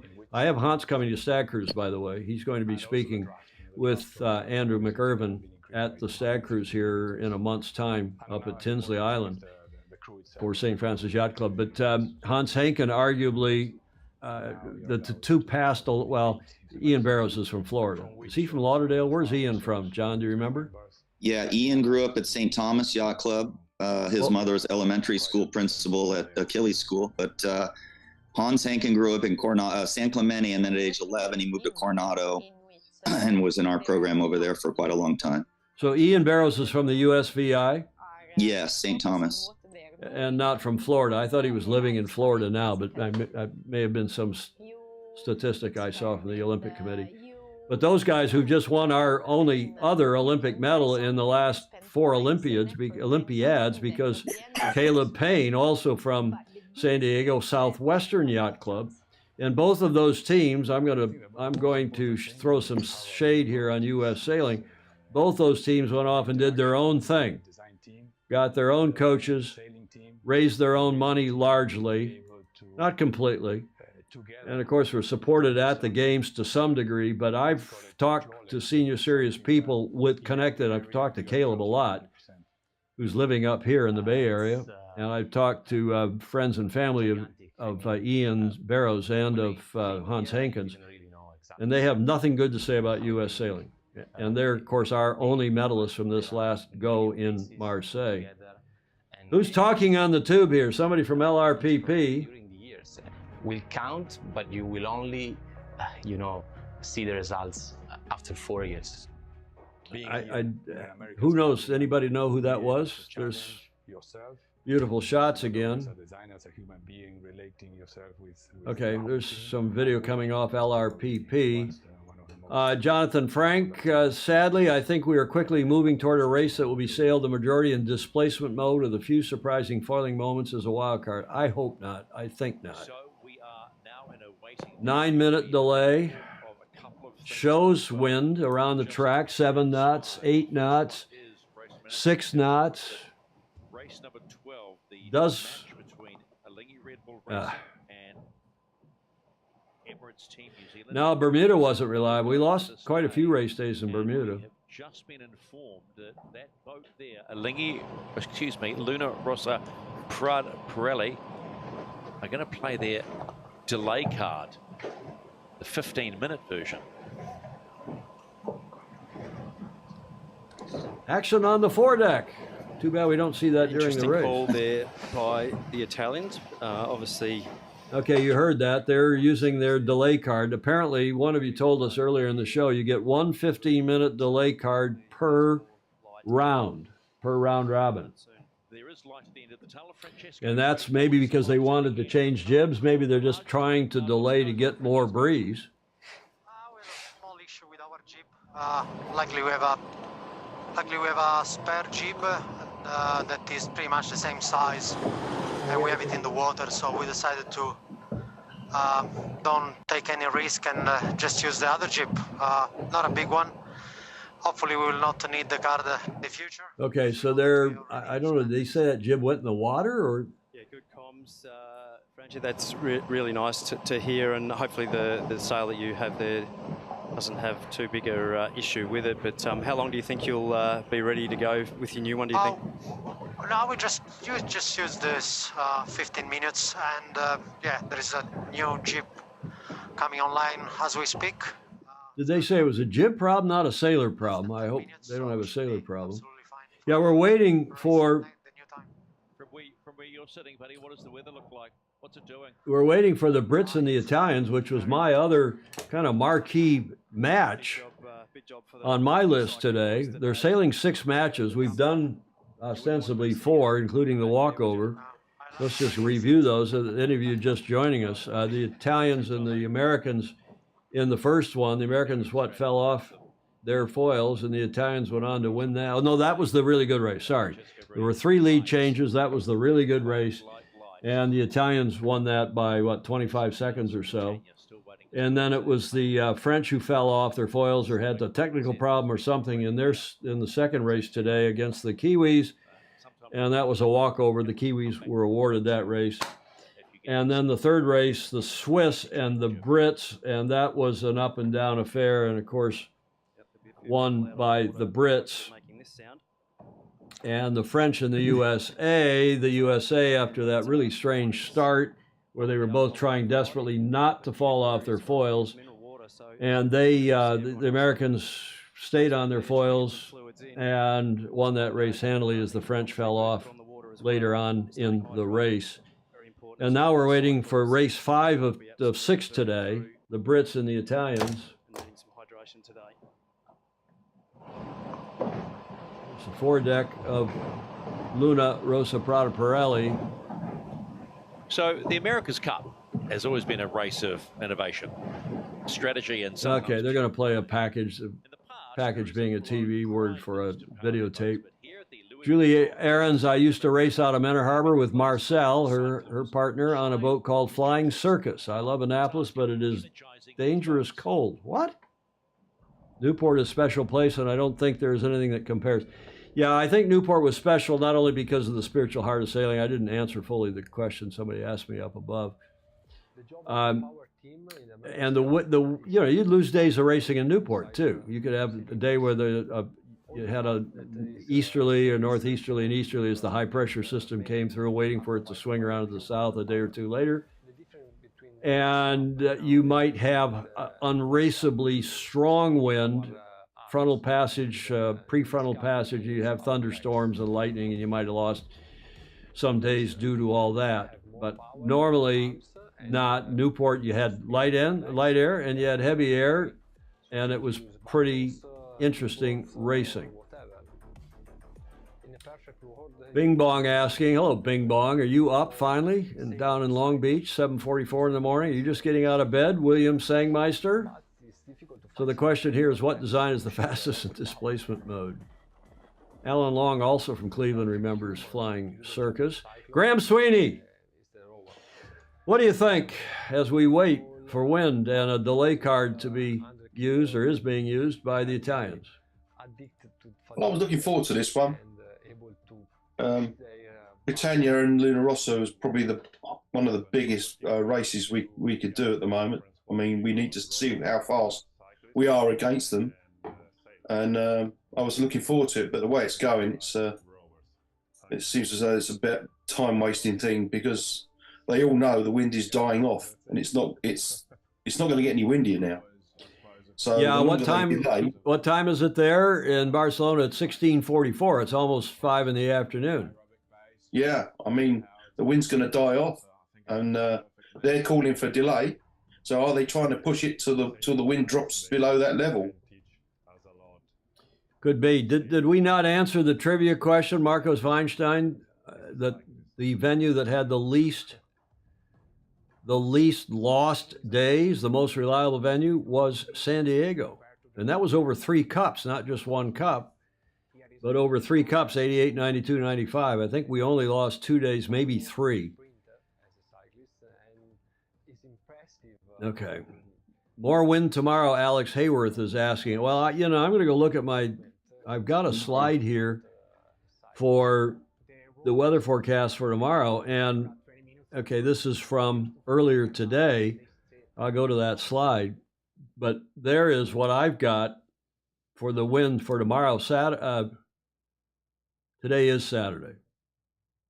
Okay, let me go find my Sunday slide here and see what they're saying back on comments. Alex Hayworth thinks there's going to be more wind tomorrow. Monday is supposed to be a day off, but who knows? We may be having to go at it on Monday if that's a reserve day, not a hard lay day, I believe. Let me go back and see if I can find that slide for the wind for tomorrow. I did do a Sunday slide, I'm pretty sure. And let's see what the weather forecast is. Saturday, there it is, the Sunday slide. Sunday, September 1st. My goodness, it's already the 1st of September. And that forecast doesn't look much better to my eye. You're seeing here at 1400, which is race time in Barcelona, 2 p.m., 8 gusting 8. So, but it does look like it's building. That's the good news for tomorrow. They're saying 10, gusting 10 at 5 o'clock. It's almost 5 o'clock there now. So maybe the trend tomorrow is for more breeze. Somebody else has joined us on, that's John, holding up his phone in front of his camera. John, do you want to comment again here? Me? You. Well, I did want to go back to the Caleb Payne, Hans Hankin discussion because I think that's what everybody talks a lot about, boats and things and things. I think you just got to copy those guys. U.S. Sailing should be snatching up a bunch of young kids and exposing them to what they did. Caleb Payne just outworked everybody. He rode bikes as he was a kid. He sailed old junker boats and then learned to fix boats and fixed them up. And then Hans was just an animal growing up. From age 11, the kid just started sailing Moss at age 13. I was sailing 29ers with the guy when he was 12, 13. I was sailing, Hans Hankin just showed up early and left late every day. He did his first Olympic trials at age 15. I think they thought I was crazy when I proposed it to him, but I just think, the American youth just need to copy their style. So that would solve a lot of U.S. sailings and everybody's problems if kids didn't have so much coaching and got out and just worked their butts off a little harder. Okay, well, it'd help too if they had a more stable program where they didn't hire and fire people every couple of years. And the fundraising aspect has to. KR, like him or love him or hate him, but, he's a long time. I've done a couple of America's Cup campaigns with him, and I know he's a leader of men and women. He's tough. He's maybe too tough for our these days, the kind of the snowflake young people we have, and particularly in this country. That was some of the criticism of him, but he also managed to raise a ton of money for our Olympic program. And then, as you know, John, when when Kayard was fired or decided to quit or whatever it was. I think the two of them, the handwriting was on that wall. A lot of the big money, including Malin, including Doug DeVos, including a lot of big money, went away. And that has not helped our Olympic program short term or longer term. Don't know. Yeah, I think our sport responds to people with passion and energy and outside the box. I think we take those situations and we try to put them in a box and control them. And our sport lacks passion. When somebody can move mountains like that guy, I was lucky to work with them for America One on their research and development in their third scale program. And I watched him operate and skippering the boat and raising the funds and leading the team. And he's tireless. He's very, very, very confident. And I think sometimes people just push people away in our yacht clubs and in facilities. There's a certain level of passion that is lacking, and he has it. And I think they made a big mistake. I definitely think that people that are effective, who get things done, don't always communicate or push the right buttons that people want to be pushed. So I think it was a huge mistake. And luckily now, just like Don Riley mentioned earlier, we're already in contact with Oak Cliff, America One Foundation, and we've got Olympic campaigns started in our program. We got some 470s coming out, and we got all kinds of stuff, and it takes passion, and he's got it. So yeah, hey, Tom, can I jump in? He does indeed. Yeah, please do, James. Yeah, I was on not being on I was on the sailing committee, sailing team, but also on the Olympic sailing committee. And after Barcelona, where we won 9 out of 10 medals, we moved over to Savannah, and we thought we were going to have that home field advantage. And then, of course, the venue was so far removed from civilization, we didn't really get to sail out there much. And I think, if I remember correctly, we won 4 medals in Savannah, and then it's been downhill since then. And when Jonathan Harley and Dean Brenner were sort of helping run the show, and they brought Gary Bodie on, we were all just struggling to figure out how to do the transition from the junior sailing, where they were sailing Club 420s with telephone pole masts and, rarely using the trapeze, into these higher performance boats like 470s and 49ers. And we were never really able to get the junior sailors up to speed. And it sounds like what John is doing now, it will hopefully make that difference in 4 to 8 years. Well, I think you're absolutely right, James. And John and Don Riley's going to play a big role this next time around. Kayard and America One Racing are not going away. And of course, the good news is that the non-sailing CEO, who we don't even have to name his name, but he is gone as of yesterday. He is finally out of U.S. sailing, and he is a non-sailing expert.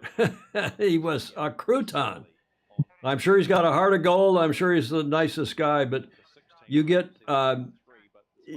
to get the expertise of, as you both of you said, absolutely get the former Olympians, especially the 2 teams that have won medals in the last 4 Olympics for us. And we have plenty of expertise in this country, plenty of money in this country. It needs leadership, a la Sam Merrick or Andy Kostanecki. And you don't need a staff of, a bunch of people. You need a hardworking, dedicated guy like Jonathan Harley, who I hired when I was running USYRU as my one design director. And then he became the Olympic director, and I basically paid for him as one design director and didn't charge him to Sam Merrick's budget, so that any money that we did raise in those days could go to the team. And of course, in Long Beach, 1984, we won a medal in every class, gold or silver. And that was the high water mark. Okay, the world's different now. A lot of countries are competitive, not just the kind of the big Anglo countries. And, whoever was competitive back then. And of course, 84, there was the Eastern Bloc boycott.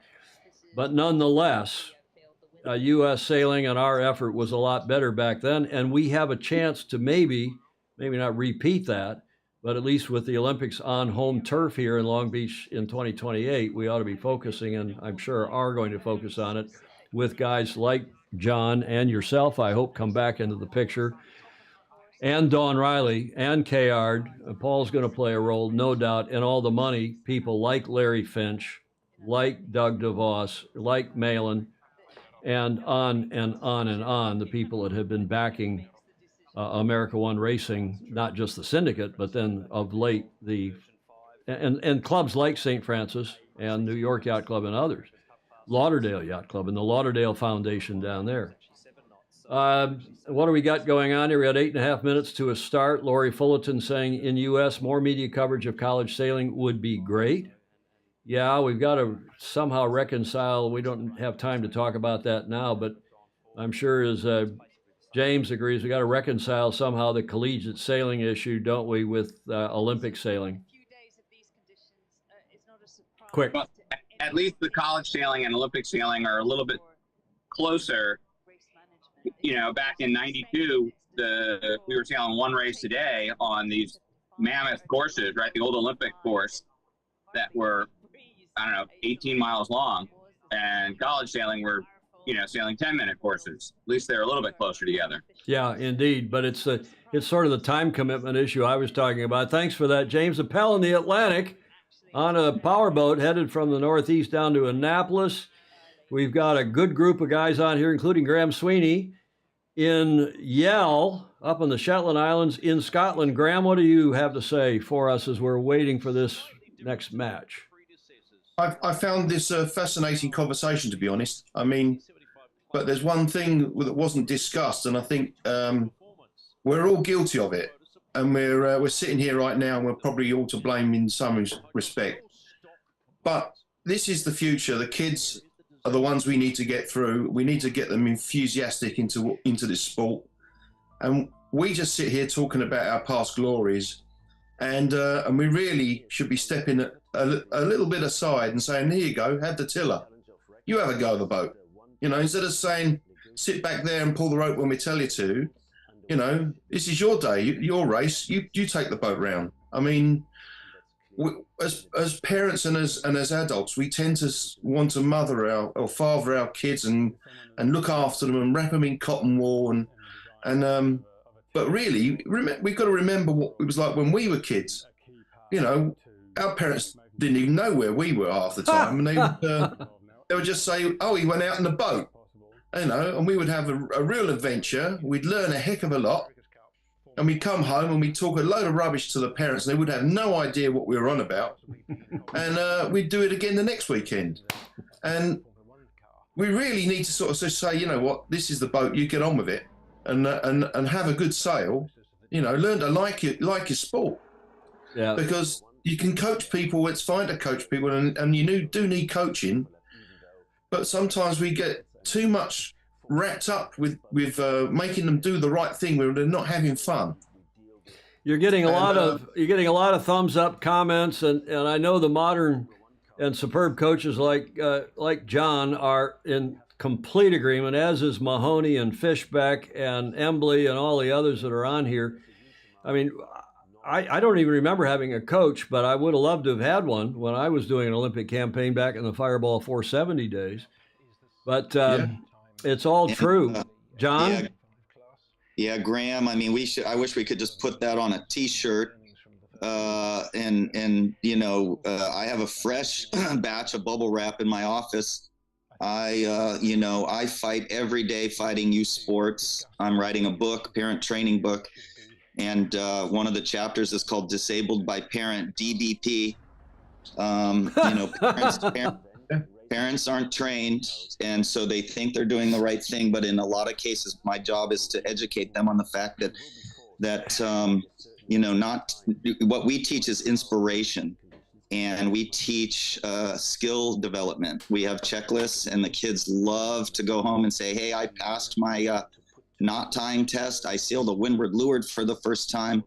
And I learned what reaching was. You know, those types of simple achievements are so much more important than hammering drills. You know, I can tell you girls quit the sport because we drill them too much. Girls are smart. They don't want to go home every night and say they did a windward leeward and tacking on the whistle again every day.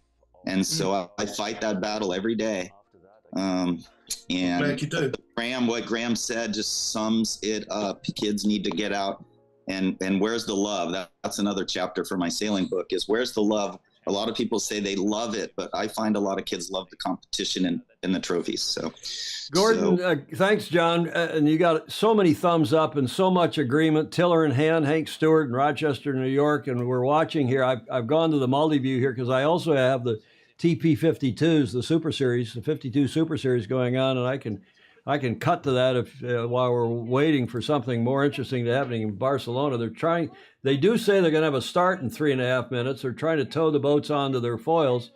But just to check in with the TP52s in Porto Portals, they are racing. That's a beautiful venue, speaking of a great venue. But let's go back here and pay attention to what's going on in... I don't want that computer, although that's an interesting computer. Let's go to the cable now and see what's going on with 3 minutes to go to this start. And I was going to come to you, Gordon Smith, because I know how active you have been in youth sailing. Save that thought. I'm going to come back to you, how active you've been. I first met you at a youth event connected to was that some kind of a regatta at Royal Danish Yacht Club. I'll come back to you on all that as we need to focus in here for a moment. Let me get that back full screen. 2.5 minutes. Speaking of Crown Princes, Crown Prince Frederick was there when I met Gordon Smith at the Royal Danish Yacht Club. And his kids and some other youth sailors from that club, and we were there for what was it, Gordon, an RC44 event? It was indeed an RC44 event in Copenhagen, and there's so many good words have been spoken about sailing. I would say my personal experience in the Royal Danish Yacht Club and when I was learning to sail as a child were very different. The English pedagogical style is very different from the Danish style, and in the Royal Danish Yacht Club, there is a junior section, but I would say it can be very blurred. People, Gordon, people excuse of all me, ages get involved. we can't go into pedagogical styles at the moment because we're into a race, but at RC44, we'll come back to that because I know you have some valuable insight. We are 1.5 minutes to go with the Italians and the Brits, another what I called marquee race for today. And we'll see who's sailing through whose gas because there's not a lot of wind. The Italians trying to stay out of, I guess, the gas of the Brits who just passed by. The Brits, interestingly, headed over to unusually, in fact, to the downwind left side of the start box. 1 minute to go. Let me get Gordon and all that other stuff off there, and we'll just go to the big screen here for a sec.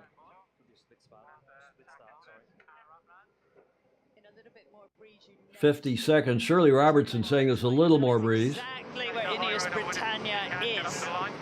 And again, I think there's more breeze up the track, up at the windward gate. At least I think that's what we've seen today. 30 seconds, 35 seconds. Head to head here, all about when What are the Brits going to do? They're going to attack and lead back, as you would expect, as Shirley predicted. I like how they put this gate up on the screen. I think I like that.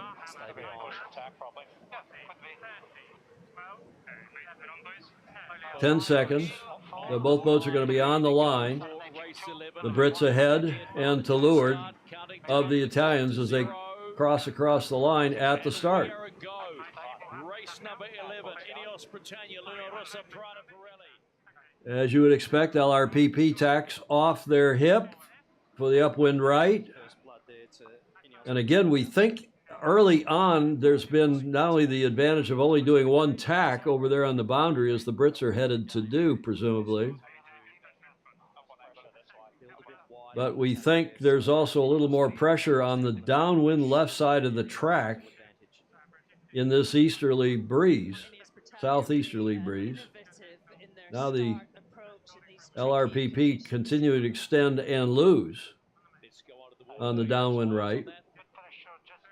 Yeah, that was a strong start by Ineos. I thought they... Nice for Ineos, Alan Long is saying. Yep. Bill Cook, William Cook, Bill the Cook on YouTube. Hi, Bill. Checking in, speaking of Annapolis. Good sailor, umpire, and naval architect. He's a Webby, I think, from memory. Bobby Steele's checking in from Germany, from Speyer, on the Rhine, headed for Strasbourg, then Zurich. Thanks for joining us, Bobby. Okay, it's close. The Italians coming across on starboard tack with right-of-way. I like the green circle that the TV are putting around the right-of-way boat. I think that is really a great idea. But the Brits now, are they going to cross ahead on port?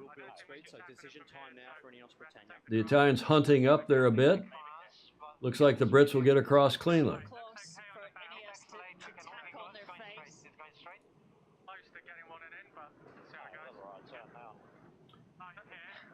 There are the, okay, that's the first time I think we've seen that today. There's that shape around the boats that the umpires are using to judge whether they are too close.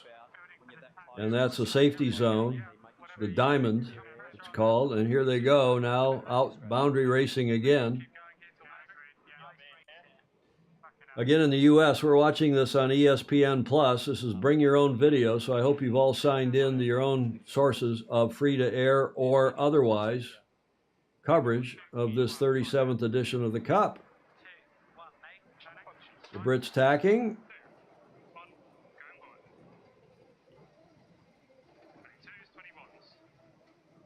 You would think that the Americans would be hopeful that the Italians are a lot quicker in this condition, vis-a-vis the race they had with the Italians, that is the Americans earlier in the day.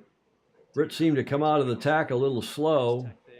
Let's see how the Italians come out of the tack.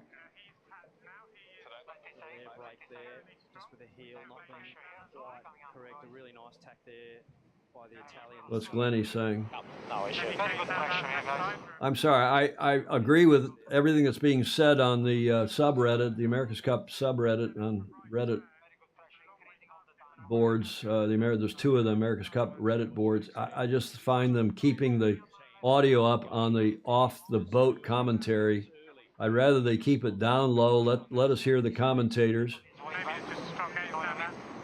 Because you can't really make out what they're saying, and then somebody should be in the audio booth monitoring carefully, and when there's something interesting, do a replay like they do in F1. Put it up in the corner and say, here it is.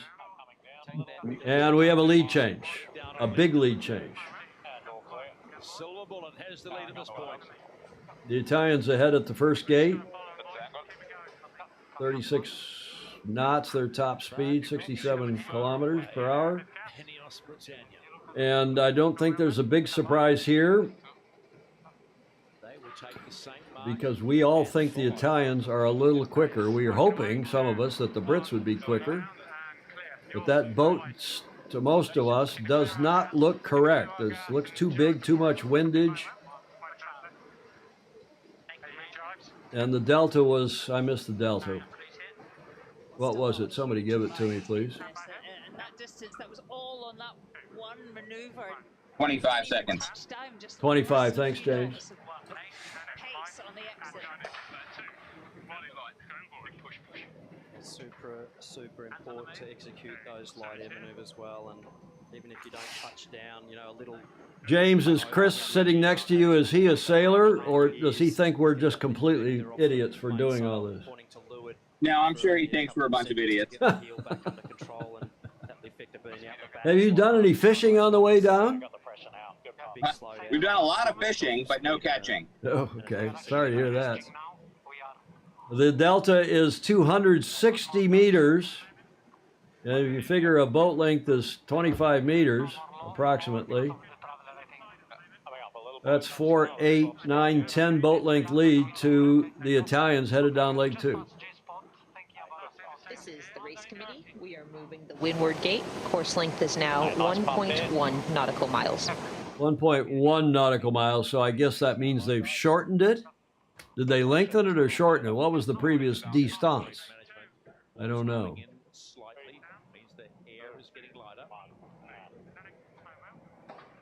But they do have the ability to shorten or lengthen. They're trying to keep this 6 legs. We are now 3 hours and 9 minutes into this television period here this morning, starting at 0500 here in San Francisco. It's now 0809 on Saturday morning.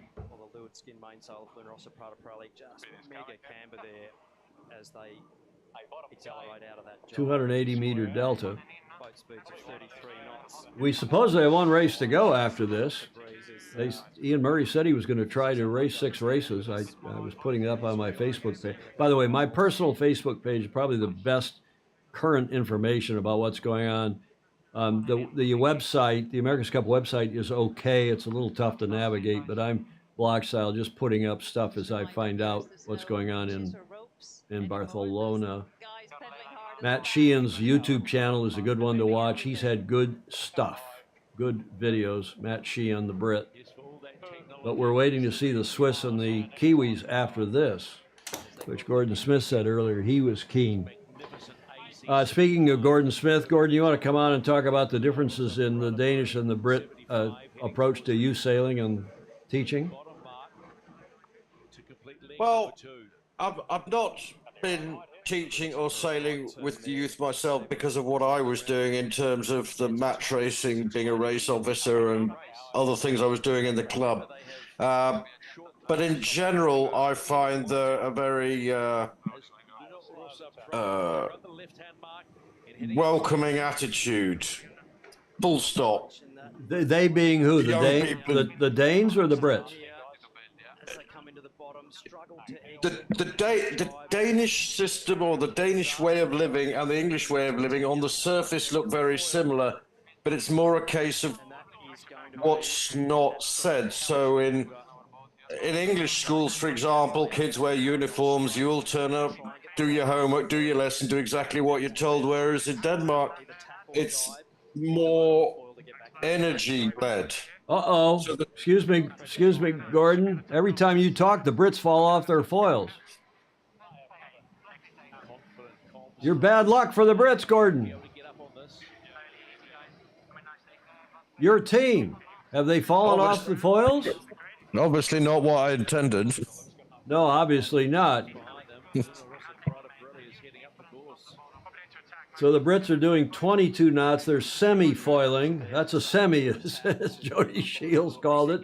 Are they back up on their foils? Now they seem to be back up on their foils, but the delta has increased significantly, as you all can see.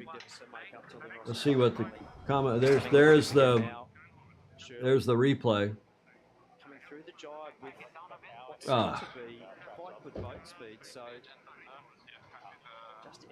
Both.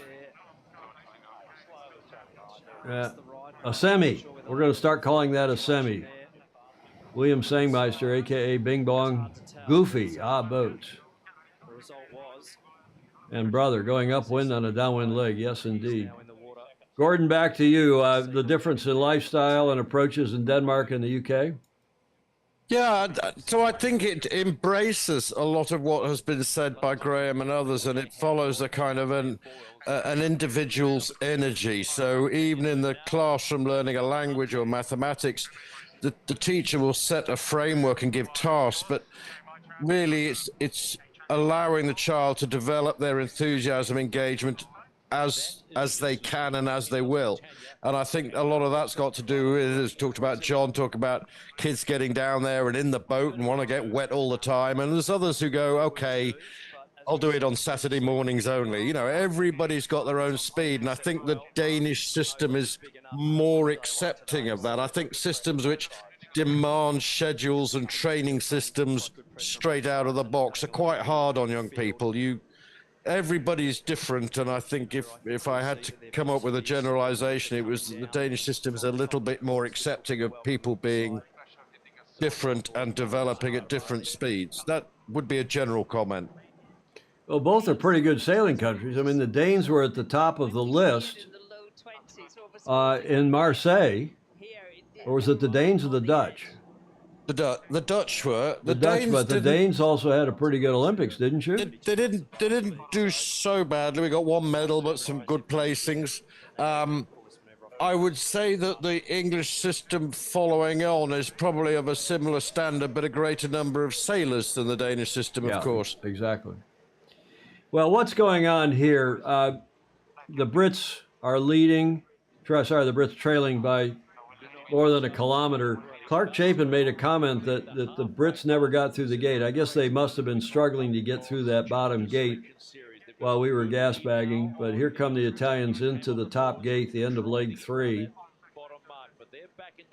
And the Brits are back up on their foils. And you heard Steve MacGyver say in the background, chasing. Don H., we all agree this is the wrong venue for an America's Cup. You need venues, as Julia Vedekind, my co-host on the regular Tuesday and Friday shows, who's upstairs in her apartment. She's smarter than the rest of us, relaxing up there. You need a reliably windy venue, and one that is ideally, iconically beautiful as well. This green supposedly means brighter green means more pressure, and the blue means less pressure. And I guess the deep blue, does that mean the least? Bill Cook saying 1988 was more exciting. I don't think 1988 was very exciting in anybody's book, Bill the Cook. Somebody's showing us an RC boat. Is that John? There in the lower left corner of that screen is, I think, John Rogers in San Diego. Must be getting ready to go RC yachting in Mission Bay. Rich Fishbeck. Hello, Rich. Are you back from Alaska, or are you still up there on your boat? Dumb question here, but where are all the spectator boats? Well, it's early days, first of all. There weren't that many spectator boats in any of the venues before there was a, you get down to the Challenger finals and the match. But on the other hand, there just aren't that many people probably that interested in this event. Whack-a-mole, Graham Sweeney. The Whack-a-mole America's Cup. I hope nobody hits him on the head with a hammer. I didn't say it was exciting. It was just more exciting than this, Bill Cook is saying. Well, come on, Bill. They're only 1.2 kilometers apart.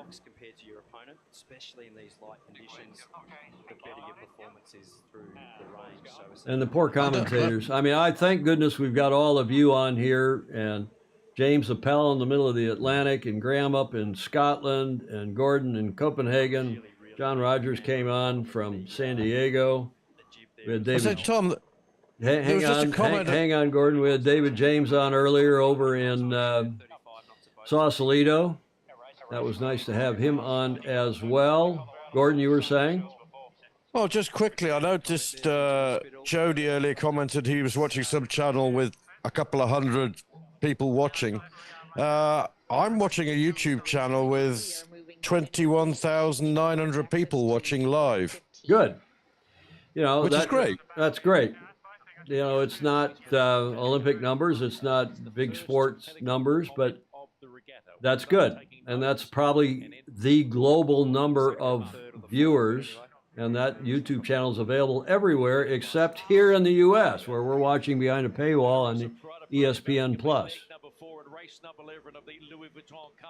Prada have gone through the gate at the bottom of the second downwind leg,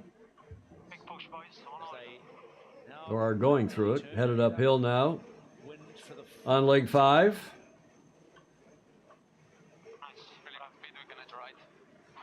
I mean, in the TV world, Gordon, 20,000 people, as you well know, is not a princely sum, princely number. And John McNeil, hello, Commodore McNeil, checking in from here in the Bay Area, up north of us. He's saying, Gordon, the result of that limiting discipline for youth is the carry-through.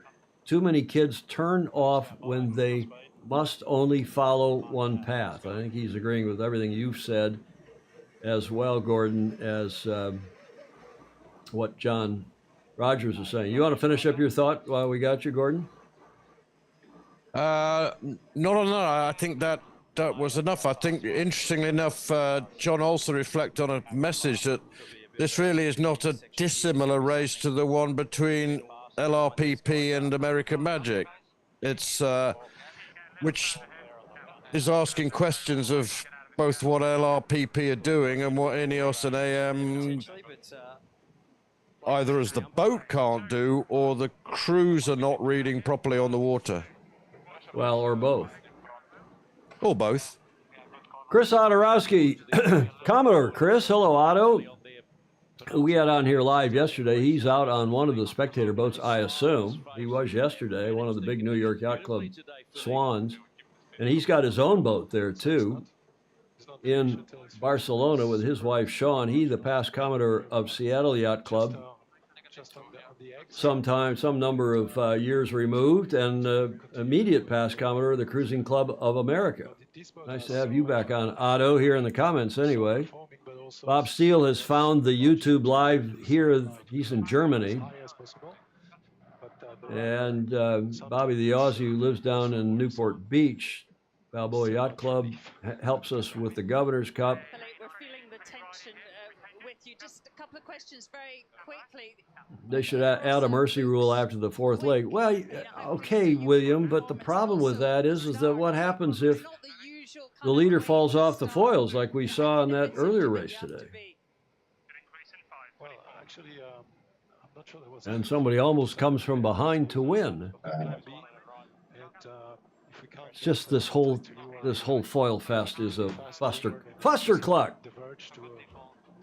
It's a fuster cluck. You won't get me to agree with that. I think lots of different sailing has different advantages and disadvantages. This is just a totally different style, and I'm quite enjoying it. It's a series, and it'll come to a conclusion, and I think it's absolutely amazing to see these boats competing. Okay, well, that's one view, and I hope the rest of the sailing world feels as you do, Gordon. I'm not so sure they do, and I hope that we will get an increasing number of people watching as we go forward here, as the 1 kilometer lead by the Italians going up to the top gate is not going to be found all that interesting by a lot of people, Gordon. Ted Ryman agrees with you, as you know, down in Cape Town. With a solid lead against the challenger of record, Ineos Britannia, as they come to the top mark for the... And those of you who are Brit fans are not going to be too happy with this outcome. It does look like there are 2 tiers of boats in the challengers, like we've got the Americans and the Italians at the top end of the challenger heap. And the other 3 teams are down the list a bit, maybe 2 clumps, excuse me. That's what Richard Gladwell's been telling me all along would be the case. And he, Richard, the New Zealand editor of sail-world.com, I would say he is, as often as the case, correct. Julia is on the comments now. Hello, Julia. A lot of people wishing you good morning as you're upstairs in the Commodore's suite here at the Beach Street Yacht Club. We will do a show on Tuesday. And we'll get Julia back down here at her table in Studio B. Yeah, Bill Cook and Gordon Smith. Again, the other problem is that I go over to as John McNeil, who's the St. Francis member, as Julia knows, also St. Francis, as Mike Mahoney knows, as a couple other St. Francis people that are on here. Only the keen, very keen fans know what's going on and are watching. And most of the people at the sailing clubs here in the U.S., at least, could give a flying you-know-what about what's going on. What's the delta here? A minute and a half. A minute and a half at gate 5. And that's more than a kilometer. I mean, when the TV struggles to get the 2 boats in the same shot, look at that. And you can't get the 2 boats up close and personal in the same shot. John Rogers, thank you. Go have a good time at your, if you're going to go mini radio-controlled yacht racing in Mission Bay. He's inviting all all to visit at SDYC and see their junior program and their high performance youth sailing. If you get to San Diego, and they'll show you how to inspire kids to like sailing and enjoy racing. Some usable info to take back to your clubs. And John, I'll make one more comment vis-a-vis U.S. sailing as you are leaving us, Coach Rogers, is that the beauty of what used to go on in this country is that clubs like San Diego or St. Francis or Balboa Yacht Club, Chicago Yacht Club, the clubs in the Northeast, Annapolis, and so on, would all do their own things. Then they'd come together and compare notes. They weren't being told by U.S. Sailing how to run junior sailing programs. Quite the opposite. Go be a laboratory. Go check things out. Yeah, share best practices, share your ideas, and then come back and see 6 months from now or a year from now and compare notes again. And now we've got this homogenized, top-down, this is how you got to run your junior sailing program. You got to have your instructor certified by us, U.S. Sailing, yada, yada, yada. And it's a fuster club. It's wrong. It's like the federal government. It's like, we're from the federal government and I'm here to help. Yeah, right. And that's what U.S. Sailing has become, is a top-down, demanding to tell the clubs how to, okay, they can help. They can help spread the best practices. As Heather Miles Pike will agree, her late great mother was a big fan of that. And yes, the fat lady has sung, David Price agreeing. Follow the money, Clay Embley is saying, yeah, well, U.S. Sailing wanted to go and give certificates and charge for certificates and certification and programs. Try to make money from training. Britannia, the challenger record. Got to win today.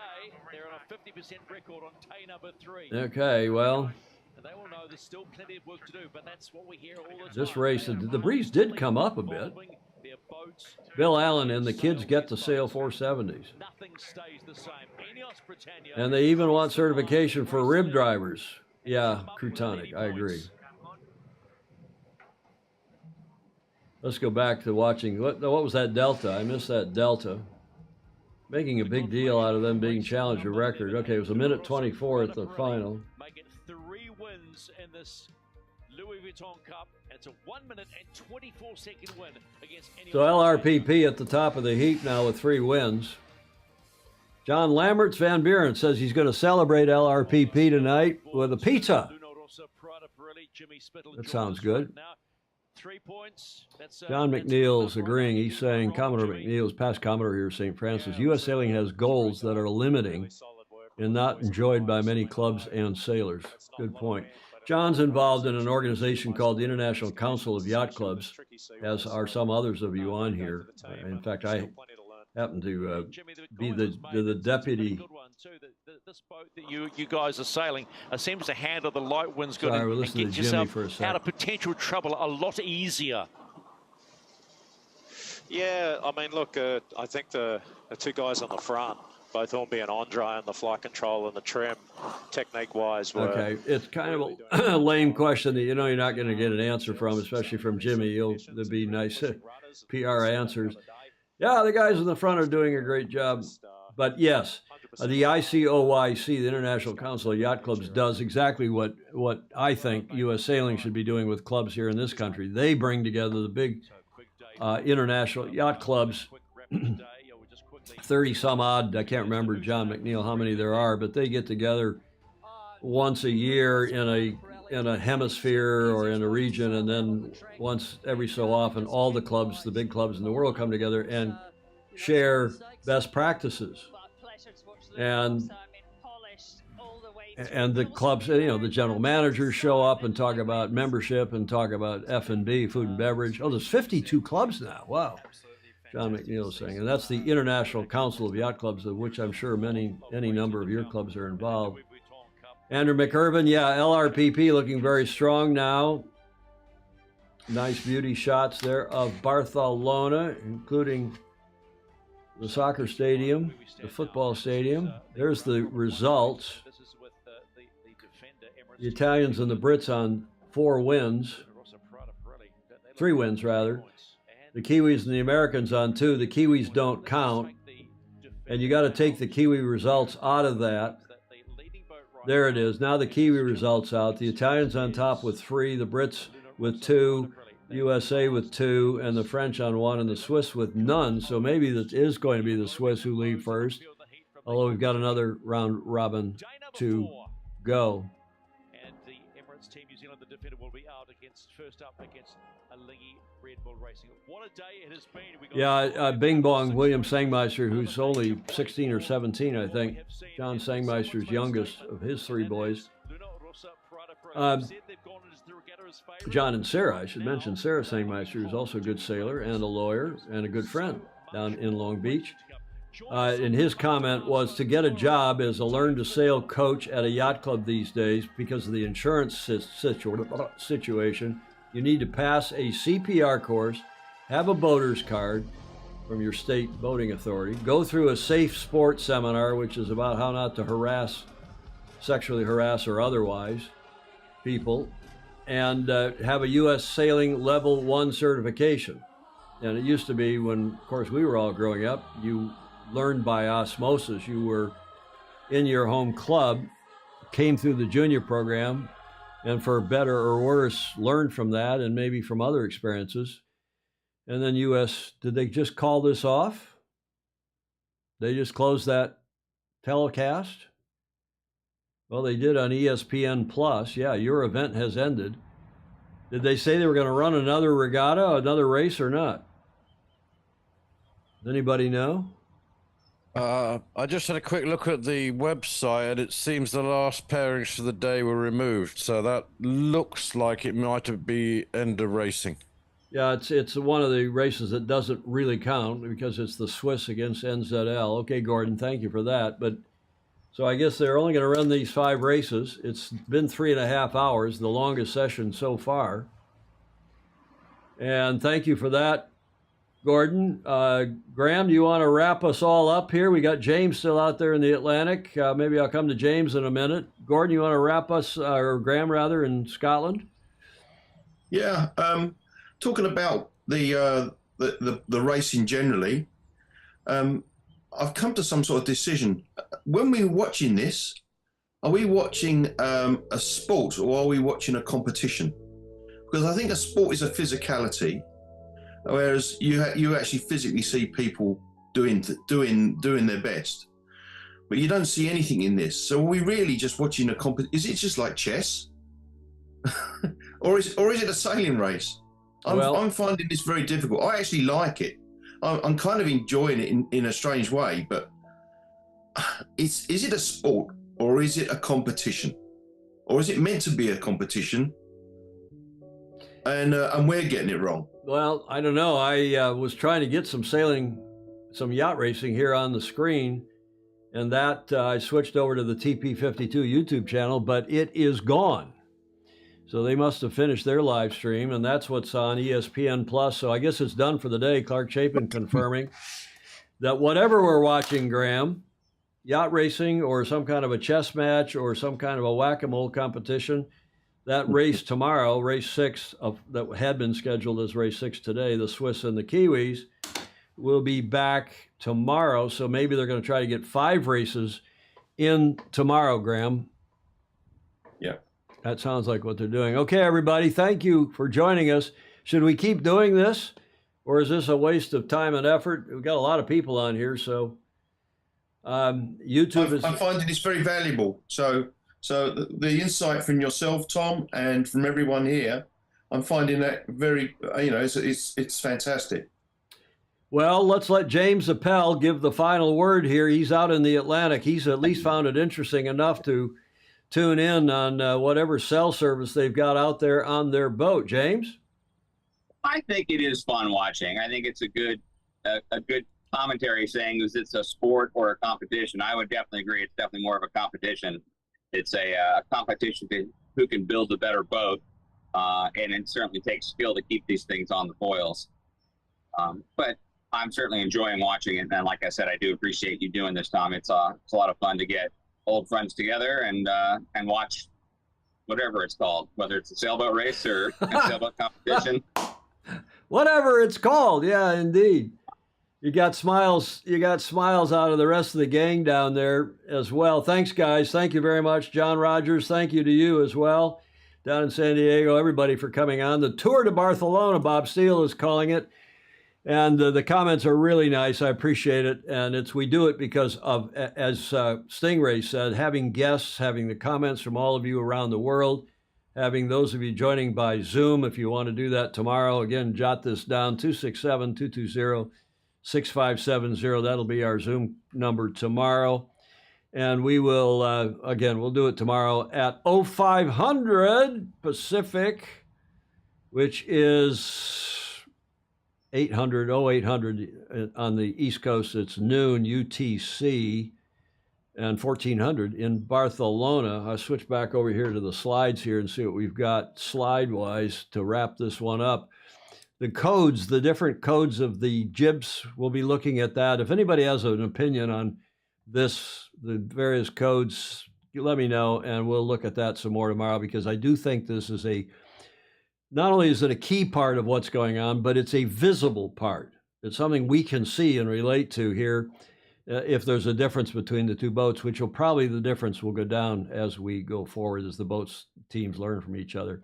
Andrew McIrvin saying, yeah, keep going, though I'll probably be able to view, unable to join Sunday, Monday. Well, we'll do it tomorrow. We know there's racing tomorrow. Monday, I believe, isn't Monday a scheduled lay day? And then Tuesday we'll do it. We'll see if it's a lay day or not. They may have to race on Tuesday, and if not, then we won't cover it Monday, but Tuesday rather. But we will do a Tuesday afternoon show, our regular 1300 show. Julia will be down here at her desk, 1300 Pacific, and we do that most every Tuesday and Friday on our Sailing Illustrated Facebook and YouTube channels.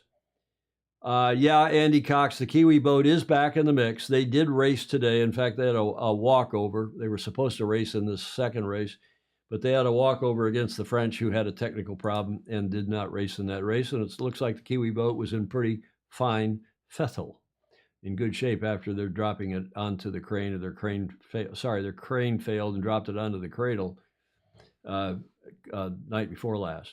Repaired it yesterday, as their short team is one of the best, if not the best, in the business.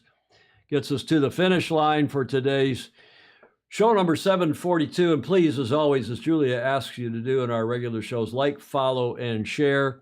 And by the way, anybody watching this in replay, I'm not sure why you would, but comments are welcome, even in replay. And those of you celebrating it, it's Labor Day weekend here in the USA. John Burbank, thank you. We got your name.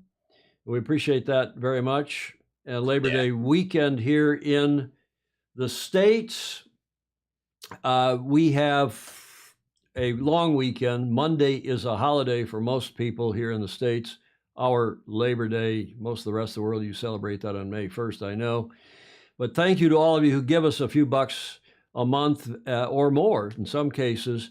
Join us via Patreon, become a patron, patreon.com/join/Sailing Illustrated. And as I said, give us a few bucks a month to help keep us on the air, as a couple of you have done even this week. Thanks, Phil Laffin. Thank you, John Winder. Thanks to all of you who came on. That Saturday forecast we've looked at, and hopefully we're going to have some more breeze tomorrow on Sunday. Come back, and hope to see you then at 0500 for another watch party, show 743. In the meantime, sail fast, sail safe, and have fun. Ciao for now.